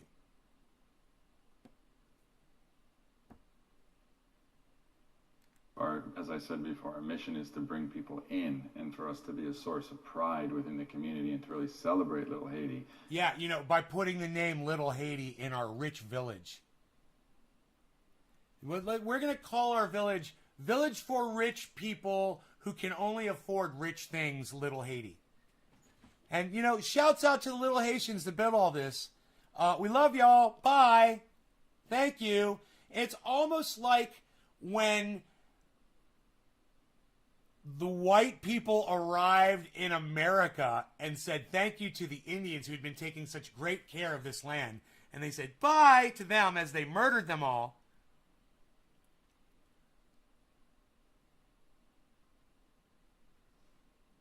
And worse, and then lied about it up until still to this day. They're doing the same fucking thing. Bye. And the truth is a lot of these residents were moving out even before I came into this community. So there haven't been any new buildings built here. So I think, again, our mission is to revitalize in a very responsible, inclusive, regenerative way. So I think we have the opportunity to help actually do the opposite and do something really positive for this community. That said, I think around the country and around the world, real estate prices are rising naturally. I wish I was that powerful. I don't have that control over that. That's happening because people are moving into cities. He wishes he was powerful enough to make the prices rise. And look at the way he laughs when he says it. Hey, Mr. Mayor. Hey, Adam. Hi, Adam. Community. That said, I think around the country and around the world, real estate prices are rising naturally. I wish I was that powerful. Are rising naturally. I wish I was that powerful.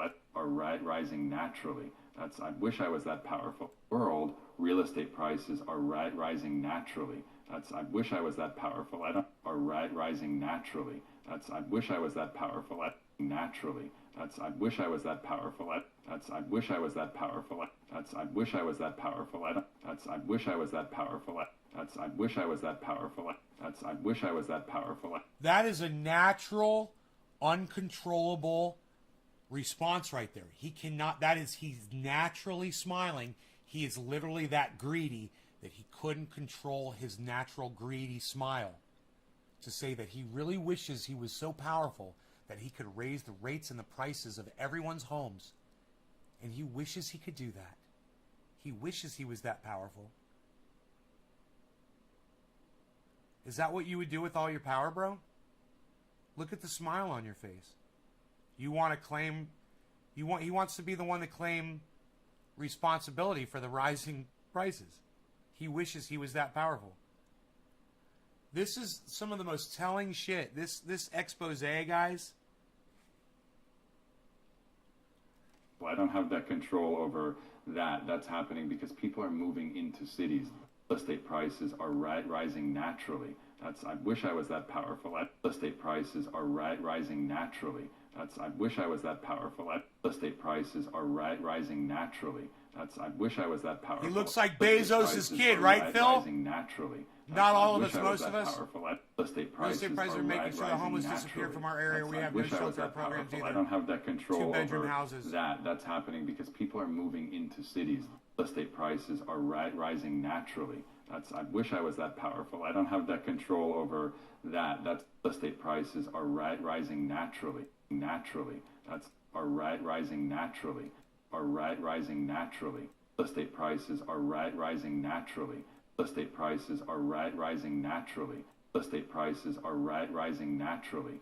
World, real estate prices are rising naturally. Real estate prices are rising naturally. I wish I was that powerful. Real estate prices are rising naturally. I wish I was that powerful. Real estate prices are rising naturally. I wish I was that powerful. He says he wishes that powerful, and you know what? It's fucking funny. Is while he's literally going in there and making real estate prices rise, that's what he's doing. He's going in there and improving the real estate to make it worth more money. He's literally doing that. He is that powerful. He's one of the people doing it.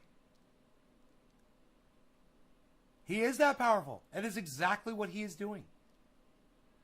He is so exposing himself with that stupid toothy Joker grin on his face right now. That is a natural response right there. That he couldn't hide it from anybody.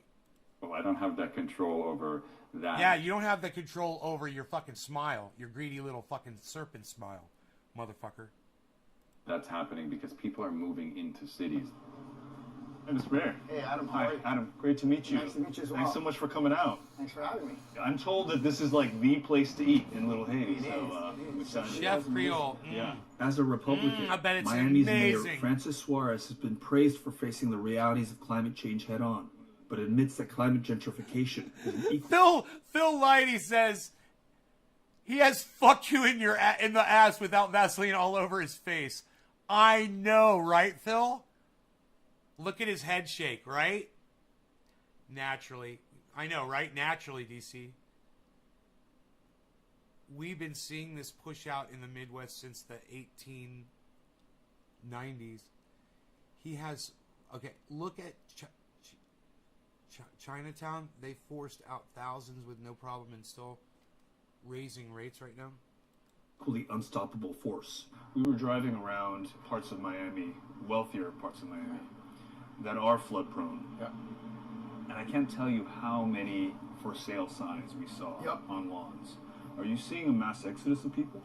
No, what we're seeing is a baby boomer generation that is basically deciding that they, rather than deal with a resiliency issue maybe on an individual homeowner level, they want to live in a condo in something that has generated power, where the homeowners association, the condo association is going to deal with the climatic issues that's built at a higher elevation. And then also what we do are trying to protect against is climate gentrification. We're trying to protect against people who are going to sell at or below sea level and then buy in areas that are more impoverished but that are at a higher elevation. So Dude, who knows anything about these fucking apartment complexes that generate their own power? What's that all about? And how long will that last for? I mean, how much fuel, how many people are you providing power for? Is he talking about a diesel generator? Or a gas generator? Running on gas? What if the gas line breaks? You know? Is it natural gas? What is he talking about? Does anybody know anything about these places? Let me know. Did I lose you guys?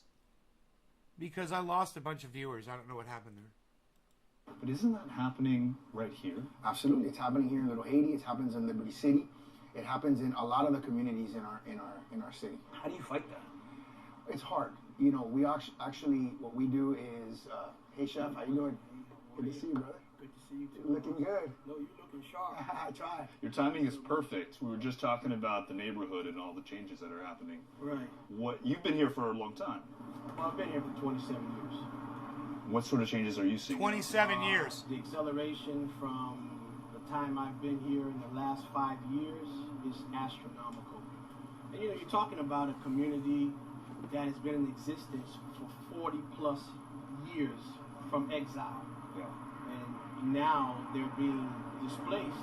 It is tough. I mean, 10% of us are going to make it. You know, 10%. 10% of us will be able to make that transition. And everyone, what? Oh, and this is a man that owns his own restaurant, and it's one of the most popular restaurants in the area. And he is that in touch with the community and that honest to say, only 10% of my community is going to make it. You guys, that's fucking devastating. It's devastating for him. Every person that he knows, they're all going to be gone, man. They're going to be replaced by baby boomers that want to live in high rises. The 90%, you know, they just got to find and go and escape with it. That's just the way it is. It's just the reality. To me, it's like a perfect storm. You have climate change, and then you have, this is an opportunity zone. You see what I'm saying? Like, I mean, he literally said generated power. He said they want to move into these apartment, into a high rise with generated power. I want to know what the fuck he's talking about. El Nino effect. You know, for lack of a better word. Well, I got to get back to work. Good to see you, brother. Love you, man. Take care. When you talk about Miami, what makes Miami so unique and special is that it is a patchwork of communities from around the world. Many, unfortunately, who came as refugees. Yeah. And when you look at Little Haiti, this is a place that has a lot of history and a lot of culture. What do you think the future of this community looks like? I think this community is one of those communities that's in danger, you know, like a Little Havana and like the West Grove. I think it's a community, you know, there's so much interest in our city from so many outside factors that it's hard, like you said, and like the chef said, to prevent it all from happening. And so, as he said, we're doing the best that we can with the resources that we have to try to give people an option. And the option is, we'll give you the money to redo your roof. Do you guys see that? They've got a whole fish in front of them. Or to redo your storm, you know, your windows so that you can make the home more resilient, more resistant to climatic events. And you don't have to sell your house. You don't have to move out. I mean, the problem... Dude, look at that fucking fish sitting on his plate. Look at this fish right here. What is that, like a flounder? Dude, what the fuck is this? What did he order, man? Here, though, is that many people are renters. Yes. It's a huge They have no choice. They have no choice, you're right. And that, by the way, that's an increasingly large percentage of some of our neighborhoods in Alapata. What do you mean you're looking at the menu? You go to look at butts, and the butts you see scare shit. Apartments. Okay. I'm looking at the menu. It looks wild. That's Snapper? You went on the internet and looked it up? It's Snapper? Market price. Huh. I've seen studies that show 80% of the neighborhood is renters. So certainly those neighborhoods are at higher risk. God damn, that's a huge fish, man. With the goddamn whole fish. I had You this kept everything. small, yeah. I had a lot of paper that they put it before. This is the lawyer that she sent the paper to me. She said she sent this paper. This is the lawyer. That's all from the owner? Yes, you see? A law paper. And this is another paper, 5 days. You are indebted to me in the sum of $1,816. Yeah, they said I owe today all the money. The amount. Yeah. So you've been paying you've continued to pay $500 after they raised it to $750, and they're calculating the total of all the deficit payments. They raised it from $500 to $750, man. Yes, I don't owe nothing. I pay my rent normally. Hey, what about raising it from $500 to maybe $535? What the fuck is that crazy shit? These people are fucking monsters to do this to these people. You know, the least they could have done for these people was leave them where they are and not touch their fucking rents. And do whatever fucking projects you want to do, but leave these people where they are and let them live in their homes. And, you know, and if you want to build other homes somewhere else nearby where they want to move into, great. But at least don't fuck with their rent. What is wrong with you guys? Are fucking doing this intentionally? You guys are monsters. You guys are gentrifications. Gentrifiers. De-gentrifiers. I don't know what the fuck I'm trying to say. Yeah. I'm trying to say words I do not know. I'm trying to say words I do not know. They say no. But when you saw this letter, pay $1,800 in 5 days or you have to leave. Were you scared? Yes, of course. So you're getting these notices on your door every month. No, every day. Every day. I know. 2 times a day, 2 times a week, 2 times a week. Ooh. It's scary. Yes. If you didn't have the lawyer, where would you be right now? I don't know. Under the bridge. Every single person who stood up and said, I am not paying this rent increase, received an eviction. So there have been approximately 100 evictions that have been filed against the residents since the new park owners have taken over. There are many families who have left the park. They either sold their homes to another family and just left, or in some cases, I've heard that they just turned in their titles to the park owner, and because some debt might have racked up they couldn't pay, they chose to leave. You say you don't want to evict people, but in the past year, the owners have sent out over 100 eviction notices. So Yeah. how do you square that? Easily. Sometimes, what's the expression? The squeaky wheel gets the grease. We've sent, prior to that, we sent letters out. Almost every one of those evictions has been resolved. I doubt less than 10 people have been evicted from the premises. I think anyone who's rented a unit before, apartment or home, knows rents are going to go up over time. 5%, 10% year over year. Totally normal. But when we're talking about a 30% or 40% increase over the span of 1 year, that smells like something else. That's not a typical rent increase. No, it's not. I agree. What you have to look at and what we've submitted, just so you understand the process. Cheers. The judge's job in this case is not to say, I like the landlord better than I like the tenant, therefore I'm going to do that. And he's not going to look at a lease and say, well, you all sign leases. He doesn't have to do that. His scope is market value. What is the market value of that trailer home in today's market? Just the dirt of the land itself is worth, far more than the original owner could ever have imagined, 50 years ago. You're talking about, $1 million a square foot property here. Now, $1 million a that's not square to foot. say, over the next 3 years, No we way. continue to do these 30% increases. That's not our plan. It was a one shot to cover the millions of dollars we had to spend to fix that place. All those trailers, I don't know if you've been to the park, they're painted. We supplied the paint. And we supplied, some of them, we supplied workers. All of the repairs that they needed, we supplied. So the plan is in the short term, I say in the next 10 or so years, is to develop. Billy, that's not. They're not losing these homes. They're not in the. They're not. I don't understand why you're asking me about the storage company in relation to people's houses. They've got nothing to do with each other. Number one. Number two. Yes, my company does raise rates when the economy dictates that, but my company keeps it fair because we have competitors that do the exact same thing.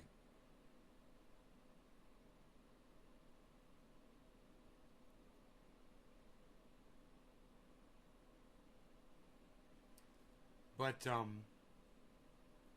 these people are about to lose their homes because they can't afford the rent. My company, they own the property. They're leasing. A lot of the property is well, I don't know. We've paid off a lot of the properties. Some of it is still leased to the bank. I guess if the bank wanted to raise the amount that we pay on the mortgage, I don't know contractually if you'd be able to do that in that kind of a situation. But if it was that kind of a situation, would we take it out on our customers? I think we'd look to sell the business because we wouldn't want to do that to our customers. But if we sold the business, guarantee you, the next people that moved in, they would. That's exactly what people do, man. When people can't deal with a situation like that, they sell out and they walk away because if they stay, they can end up getting wiped out and losing everything. Develop this How about next 3 or 4? Wow. Count, God and counting, allowing. Yeah. But the plan is to build affordable housing first. Mm-hmm. That's our first priority for these people. Then what they call workforce, which is, slightly better rents, higher rent, and then high end, also commercial. So in 3 weeks, you have to write another check. Yes, I have to pay the rent. The lawyer, she told me that if I came to pay $700, I told her, well, I have to do that because I don't have alternative. But you have the money right now to pay that? No, at this moment, no. Is the pressure of the rent increase creating a lot of stress? Yes. How would you feel if you had to No, just I'm walk sad. away? I'm pretty sad.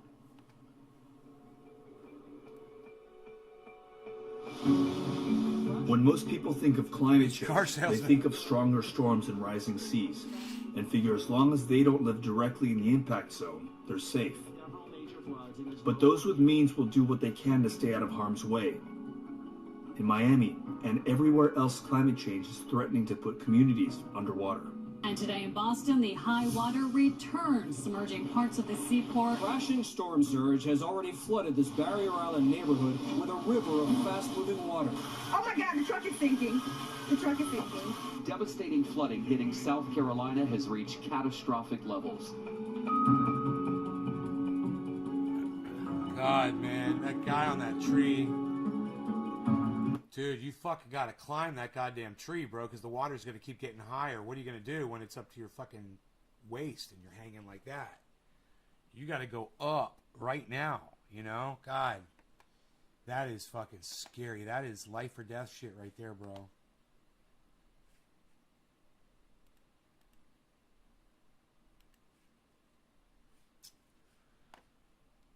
Man. Anyhow, Treasure Coast, it's totally crazy. Yeah, man. It's climate change, man.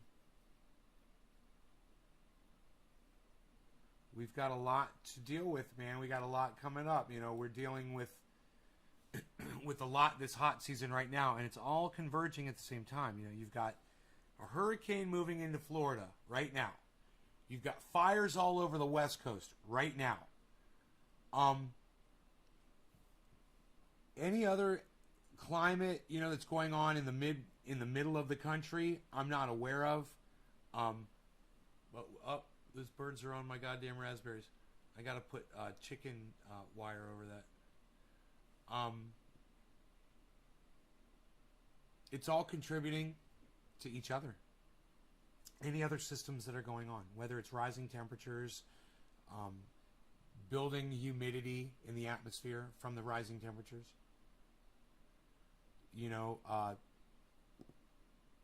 so much bleaching coral, acidification in the ocean.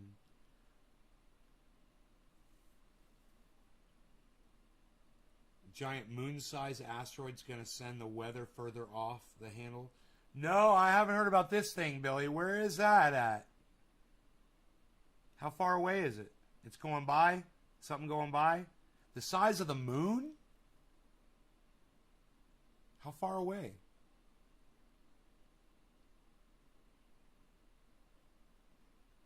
The country of Haiti is under state of siege.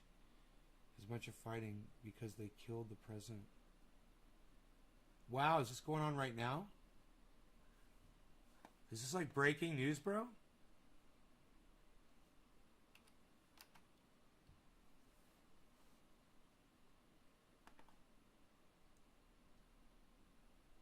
Haiti's leader has been killed. Here's what you need to know. State of siege declared. Haiti's first lady was shot and is in treatment. Thousands flee violence in Haiti's capital. Oh my God.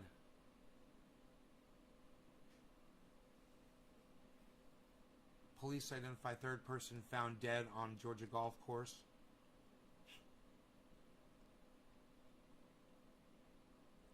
Microsoft issues urgent security warning. Update your PC immediately. Trump is suing Mark Zuckerberg and Jack from Twitter. What? Fuck you. You broke their rules. Terms of service, bro. They should countersue your ass.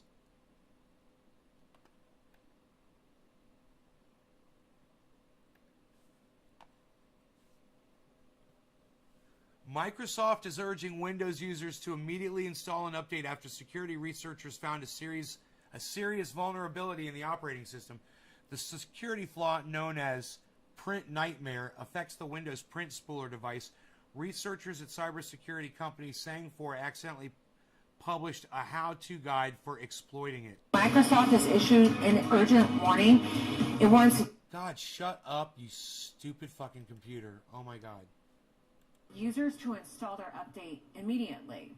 Okay, so Jen, they found some kind of vulnerability in the operating system. Who does this apply to? Anybody, if you've got Windows, so you want to immediately install a security update. Sometimes that just means you can reboot and your computer will do it yourself, especially if your computer is even saying to you, it wants to update. Can we update now? That's what my computer was doing this morning. Microsoft just put out this urgent security warning after they found this vulnerability. Think of it as like a backdoor into the software. I like to say that, and a criminal can just break right in. This one is called Print Nightmare.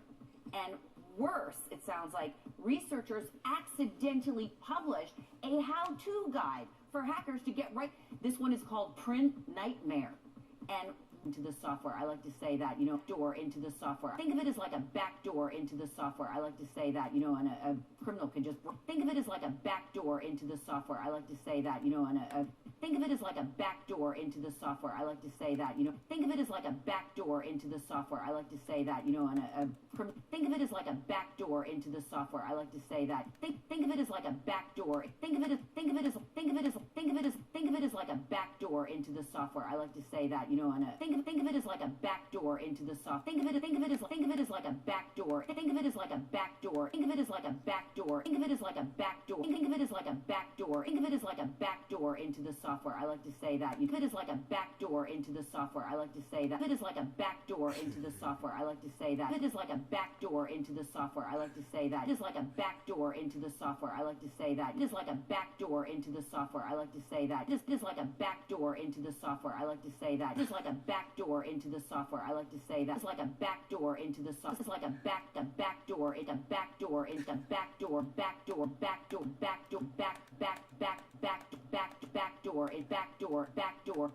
into the software. I like to say that the software. I like to say that software. I like to say that. I like to say that. I like to say that. I like to say that. I like to say that. I like to say that. I like to say that. You know, and a criminal can just break right in. This one is called Print Nightmare. And worse, it sounds like, researchers accidentally published a how-to guide for hackers to get right through that back door. That means they could take over your PC and do She some likes to say serious that. damage. Right through that back door. Get right through that back door. Get right through that back door. Get right through that back door. To get right through that back door. To get right through that back door. To get right through that back door. To guide for hackers to get right through that back door. For hackers to get right through that back door. For hackers to get right through that back door. For hackers to get right through that back door. For hackers to get right through that back door. Right through that back door. Right through that back door. Right through that back door. That means they could take over your. Get right through that back door. I need a fucking bong rip. This is so fun. I'm having so much fun right now. Windows 10 Cheers. and Windows 7.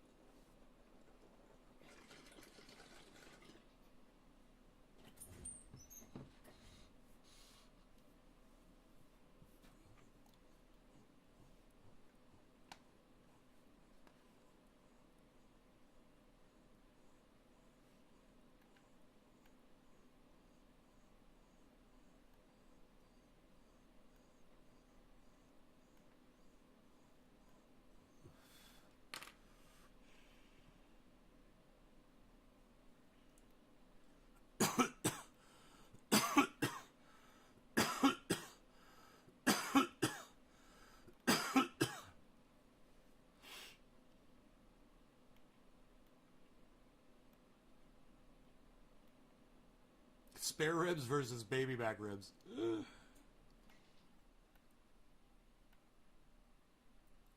Moment of clarity with Lee Camp and Aaron Mate. I love them both. What do you guys say? Full screen?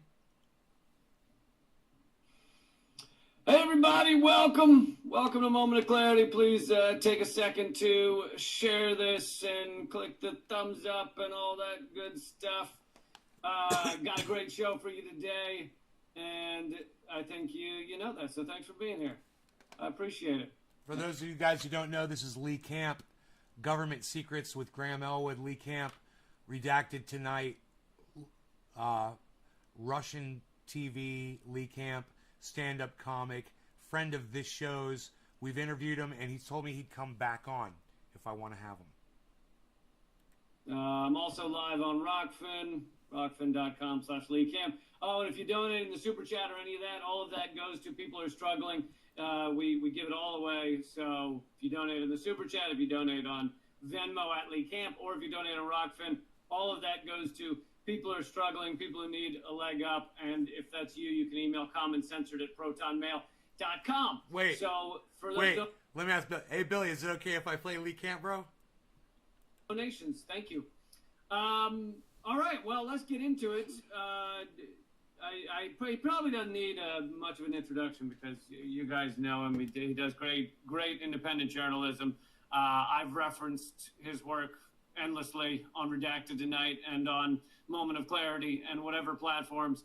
And yeah, there's a lot of new stuff to talk about. So I love you, bro. Aaron I love Mate. you. You know that. Hey, man. Hey, Lee. Hey, Aaron. Thanks for being here. I appreciate it. Aaron. Hey, you mentioned journalism. I'm almost forgetting what that is. No shit, right? It's just Twitter spats, right? I have spent an ungodly amount of time. I can make it look like I'm there with them. Media spats, but that'd be funny. I mean, well, at times you're doing videos and you're actually breaking it down, and that is very important. But at other times when you're literally dealing with assholes on Twitter, I'm like, thank God for Aaron. He's doing the Lord's work. The Lord's work. I don't know about that. I don't know about that. So, if I meet the Lord one day, if there is a Dude, Lord, I'm so happy to be listening to both of these guys talk to each other because I love them both. This is fucking 7 great. hours out of a day fighting with people on Twitter. I Thank don't you know for if arguing with Ryan Grimm on Twitter. Yeah, maybe. Look at how real. Look at the T-shirt Aaron's wearing. I love this. The Young Turks thing kind of out of the way. I mean, Dude, look at what Aaron Mate is wearing. This loose fucking T-shirt, so laid back. He's got fucking like magazines behind him, a little magazine holder. It's so fucking funny. I love this shit. He's got a little desk behind him. And I know I haven't spoken to you since it started. It's been a while. Wasn't it funny that the guy was like, put some books behind... Excuse me, guys. I don't know what the fuck's going on inside here. Put some books behind you. Top of the hour. Cheers. Put some books behind you in your podcast. I'm like, dude, I love when people like Aaron Mate put the books that they read behind them so I can see the kind of books that they read. It's very intriguing to me. I'm always checking to see what kind of books everybody's reading. There's nothing wrong with that at all. But since we chatted, but I don't. For the middle-aged McCarthyites, I don't refer to them as Young Turks. I call them actually the middle-aged McCarthyites. Middle-aged McCarthyites. Yeah, Nice. they got to get rid of the young at some point. Yeah, they're middle-aged. They got to get rid of the young at some point. They're oldies. Very true. Very true. They're getting up in the years. Once they went all in for Russiagate, you know, the McCarthyism it's always right behind. It's always in the wings. Exactly. Yes, it is. Yes, it is. I would. So actually, that's my first question. Is I was wondering if it seems so bizarre when Anna's first unhinged, you know, fuck Aaron Mate and all that shit. It seemed like there was something else going on there other than just she's upset that you did actual reporting on the fuck Aaron Mate! Fuck Aaron Mate! It was like you were one of the four people I hate that guy, she of said. Debunking all the Russiagate garbage. Oh my God, she's such and an they idiot. largely went all in for Russiagate. And so is that like what part of what the seething anger is? Or? Right. You know, I don't know what goes on in a demented mind like that. Okay. What I know is that they just keep lying about me. What happened between Anna Kasparian and Aaron Mate seems fucking personal. It was such a crazy response at just the mention of Aaron Mate's name that she had that wacko response to him. You know, and I would think the way she reacted that Aaron would be like, well, there was this one time on Twitter, you know, we had a back and forth or something. But look at him, man. He's like, I have no idea what the fuck. She's a crazy bitch. I have no idea. They won't stop. Like on Twitter today, I had to deal with more lies. It just doesn't end. And I certainly think, yeah, look, if I handled Russiagate, I would feel humiliated because we're talking. What are we talking? We're talking about the dumbest conspiracy theory of all time, and a ridiculous media frenzy where, like, all of a sudden, Russian social media bots and allegedly hacked emails are turned into like the greatest threat to the U.S. since 9/11. I get it now.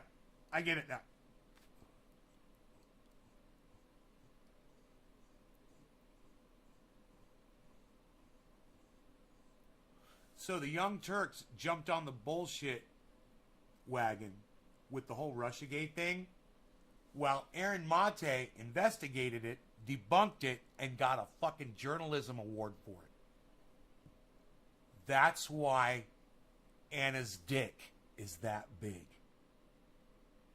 That's why she said, fuck Aaron Mate, because she's jealous that he got a journalism award for debunking fucking Russiagate. Or was it for Syrian reporting? I think it was for debunking Russiagate. You know, so if you went along with that, how can you not feel embarrassed? You know, and then, you know, again, compounding that hysteria with like this fear that the president is really a Russian agent. And by the way, you should especially feel embarrassed if you went along with that because you helped prop up the neoliberal wing of the Democratic Party that you claim to be against, because that's what Russiagate was for them, a way for them to avoid dealing with the actual reasons why they lost, which is Hillary Clinton's awful record and the awful record of the neoliberal wing of the party that she represents, and using Russia as a scapegoat and presenting Robert Mueller as the answer who was going to fix all our problems. So if you're a progressive who went along with that, and by the way, not only went along with that, something that protected the neoliberals, but then also paved the way for Russiagate to be used to undermine your own candidate Bernard Sanders. Do you know why I stayed out of the whole Russiagate thing? Because every time I heard people talking about anything having to do with Russia, all the information that they ever had was coming directly from the United States federal government, and they had no reporting from Russia. There was never like, so-and-so reporting in Russia. You know, I'm over here, I'm on the spot, I'm interviewing people, I speak Russian, this is what's really going on, blah, blah, blah, blah, blah. It was never anything like that. So I was like, why would I talk about that shit on my show when I hear, you know, people like the Young Turks talking about Russia, or Rachel Maddow talking about Russia, and everything that they're holding in their hands? This paper from the United States federal government. And I'm like, what do they know about what's going on with Russia? You know, I always could see that there was some kind of bullshit behind that, and until I see evidence of something, I usually don't even talk about it. And they never had any. Because that's what happened to Bernie. Because in the Democratic primary, we all remember now, before the Nevada caucus, you know, he got some momentum. All of a sudden, the Washington Post reports that Russia is trying to. I'm going to fix the sound with the equalizer. Of course, they were going to do that because Russiagate was never about Listen to the sound. real. Let me know what you think. It was never about even a genuine challenge to Donald Trump.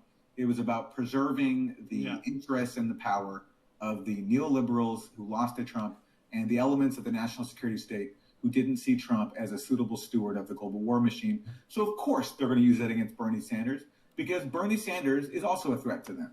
So, of course, they were going to weaponize. Well, I have a theory that Cenk was only barely for Bernie Sanders because when he finally, I think in the last election, so 2016, when he got Bernie Sanders on, one of his questions to Bernie Sanders was, when will you feel comfortable endorsing Hillary?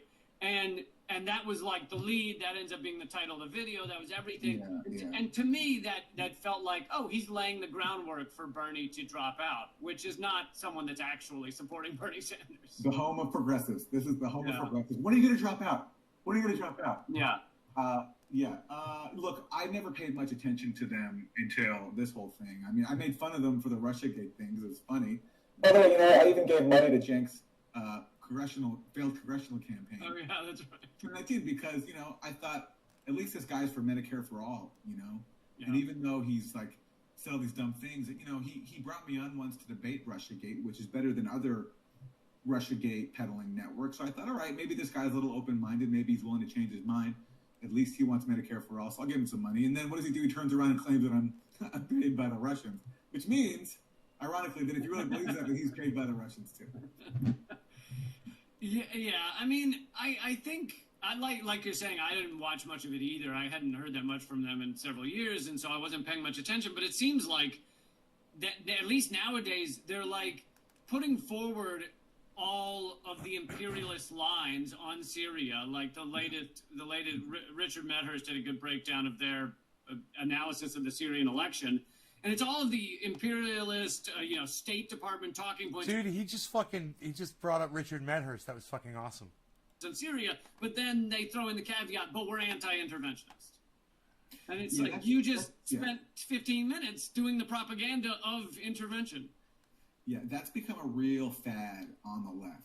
It's like, I'm going to advance all of the talking points that are being used to justify intervention, and I'm going to ignore all the things that are actually happening in reality, like the murderous sanctions that are destroying Syria's ability to rebuild. I just saw that firsthand when I was there last month.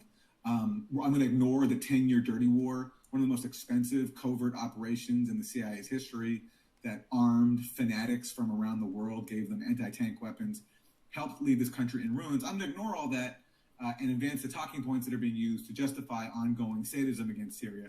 But then, I'm going to spend 3 seconds claiming that I'm against intervention. It reminds me kind of, what? It's like when Trump was doing the Venezuela coup, right?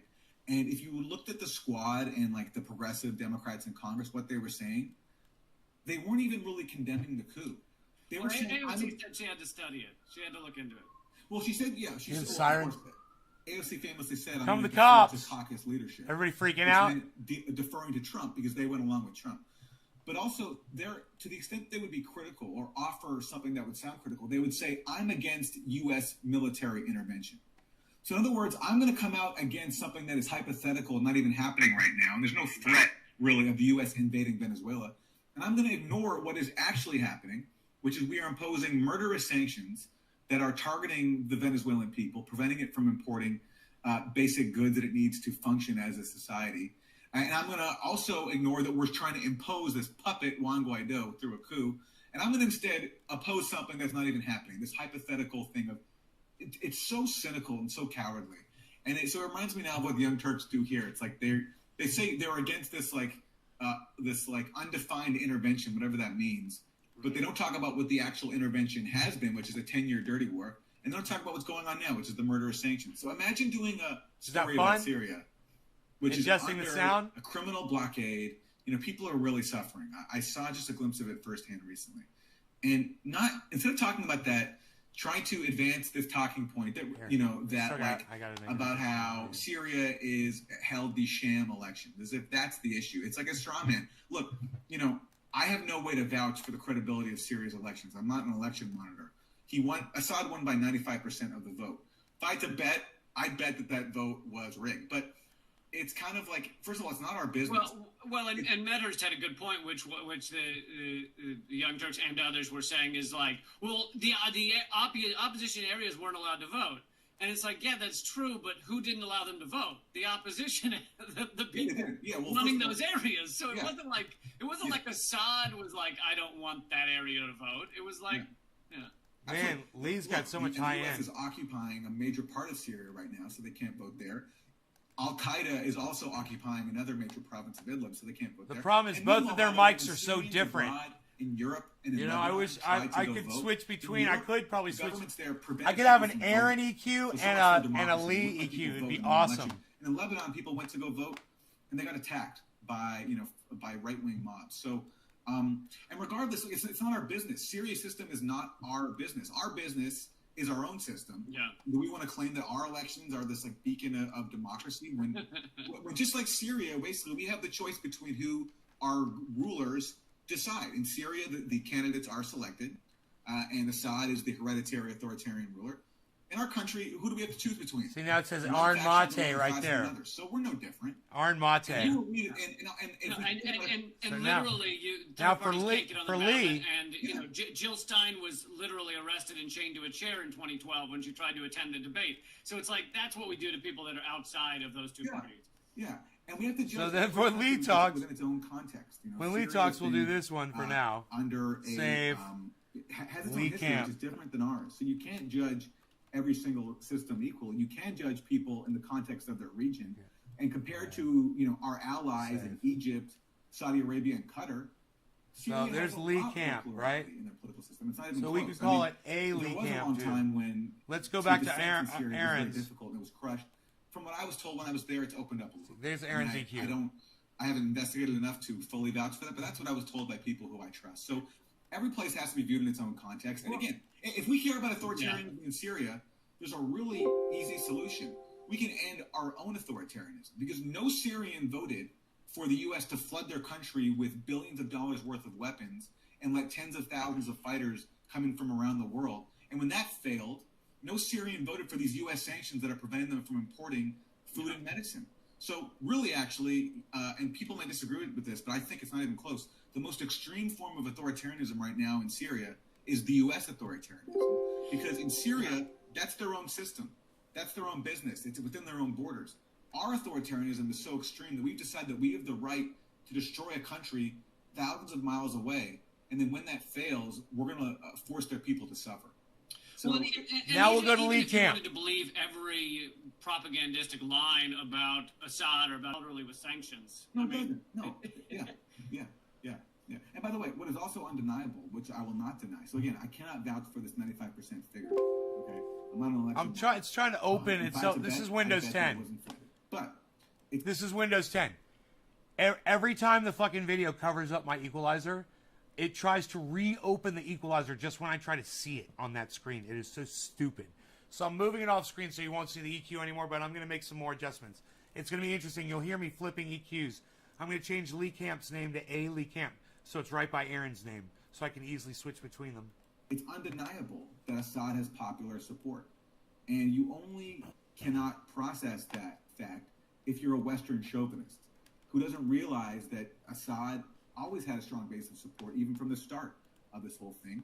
He protected the rights of Why does the religious EQ minorities. disappear every He time also I make stood a up for shift? Palestinians and was a symbol of The resistance. fuck, dude? That's fucked up. In a region that is dominated by the U.S. and Israel. The whole a thing country with a lot of disappears when rich I just history and change pride. EQ. That means something. So Assad is the face of a government, and he's not just one person. He's the face of a state. There's corruption there. There's plenty of problems there. People have criticisms.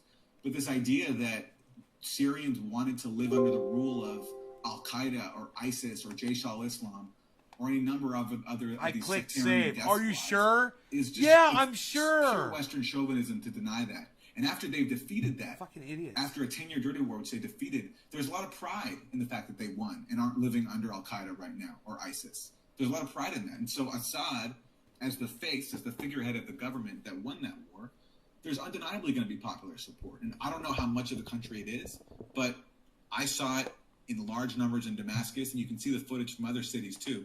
It's out there. And it's understandable, especially after what they've just been through, this awful dirty war where the alternative to Assad were groups like Al-Qaeda or ISIS. Yeah, that we were funding or propping up in one way or another. Let's move over to the OPCW and your what seems to be a fight with them, although you're really just revealing the truth. And the higher up, I guess Ferdinand Arias just spoke to the UN, and you were reporting on what he said there. And for those who don't know, the OPCW is kind of the global, top in terms of analyzing chemical weapons and chemical weapons attacks. And I've covered it many times. You're reporting on the 4 whistleblowers who have come forward and the leaked report showing there was no chemical attack in Duma. But so what was the latest update?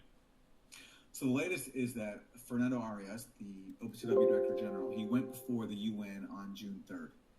And it's just extraordinary to watch this cover-up unfold, okay? You have this thing where the OPCW is in this position where you have leaked reports showing that the original team found no evidence of a chemical attack. You also have leaked reports showing that their superiors took the original report, tried to doctor it, and state the exact opposite of what the team had found, and state that they had evidence of a chlorine gas attack. Hey, Jiggles, what's up? And now you have the 2 whistleblowers who are demanding to be heard and just demanding a fair hearing for their own evidence, their own findings. And if the OPCW really believed that these guys were wrong, okay, that their conclusions were unfounded, that there was no cover-up, why wouldn't you just let them speak? Why wouldn't you just hear them? You know, what's the problem? Bring them in for a day, let them have a hearing, and then send them on their way. You know, tell them why they're wrong. The problem is they can't do that because the facts here are so overwhelming that A, there was no chemical attack, or at least according to the investigation's findings, there was no chemical attack. And B, there was a massive cover-up to hide this. There was doctoring of findings, censorship, sidelining people from the team, replacing them with people who didn't set foot in Syria, having a U.S. delegation come into the OPCW in an unprecedented move and try to pressure the team face-to-face to convince them that there was a chlorine attack by the Syrian government. So the OPCW cannot meet with its own inspectors. It can't acknowledge the facts. So then when you're in that position, when you're trying to cover up the cover-up, it leads to desperation. So first they tried the strategy of making false claims about the whistleblowers, minimizing their role, saying they weren't even members of the team, their role was limited, and that hasn't worked. Now they're being pressured by a group of eminent people. So it's not just, the gray zone calling this out. Now you have the OPCW's first director general, Jose Bustani, the inaugural leader of the organization. You have Hans von Sponek, a former senior UN official. Find the Daniel echo. Ellsberg, Noam Chomsky, Here, people like I'm that. gonna find all that about the echo in OPCW, his room. and just asking them to address the cover-up and issuing a very simple proposal. The proposal was, it was put out this year. If you're so confident in your findings and your investigation, then why don't you let your own scientific advisory board, the OPCW's own scientific advisory board, let them weigh these suppressed findings and meet with the inspectors and see what they say, okay? But again, the OPCW can't do that. So now they have to come up with all these excuses as to why really, like they can't do anything. So Arias came to the UN on June 3rd, and it was this prolonged effort to try to claim that he somehow doesn't have the authority to let basic scientific transparency happen. So He invented basically all these new excuses. He said that the Scientific Advisory Board has no authority to reassess the work of a fact-finding mission, which is not true. I show the regulations in my new report for the Gray Zone, which says that in fact the Scientific Advisory Board can convene working groups to look at specific issues. And what's a more important specific issue than the most internally contested issue in the OPCW's history? So that. All right, guys, I'm going to cut this one. I love you all. Thank you so much for watching. I will see you guys on the next one. This maybe around 4:20 today, my time. So in about 4 or 5 hours, something like that. Love y'all. Take care of yourselves. Be safe. Enjoy the days. And I'll see you over there on Twitter, man. I'll be tweeting in between the shows. So I'll look for you on my 5 channels over there. It's easy to find my 5 channels. Just find my tweets where I tweet to all 5 of my other channels. Then you can follow all 5 of them. All right. Love you guys.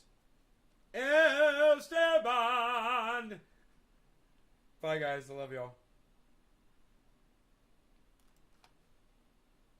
It's my 14 solid viewers.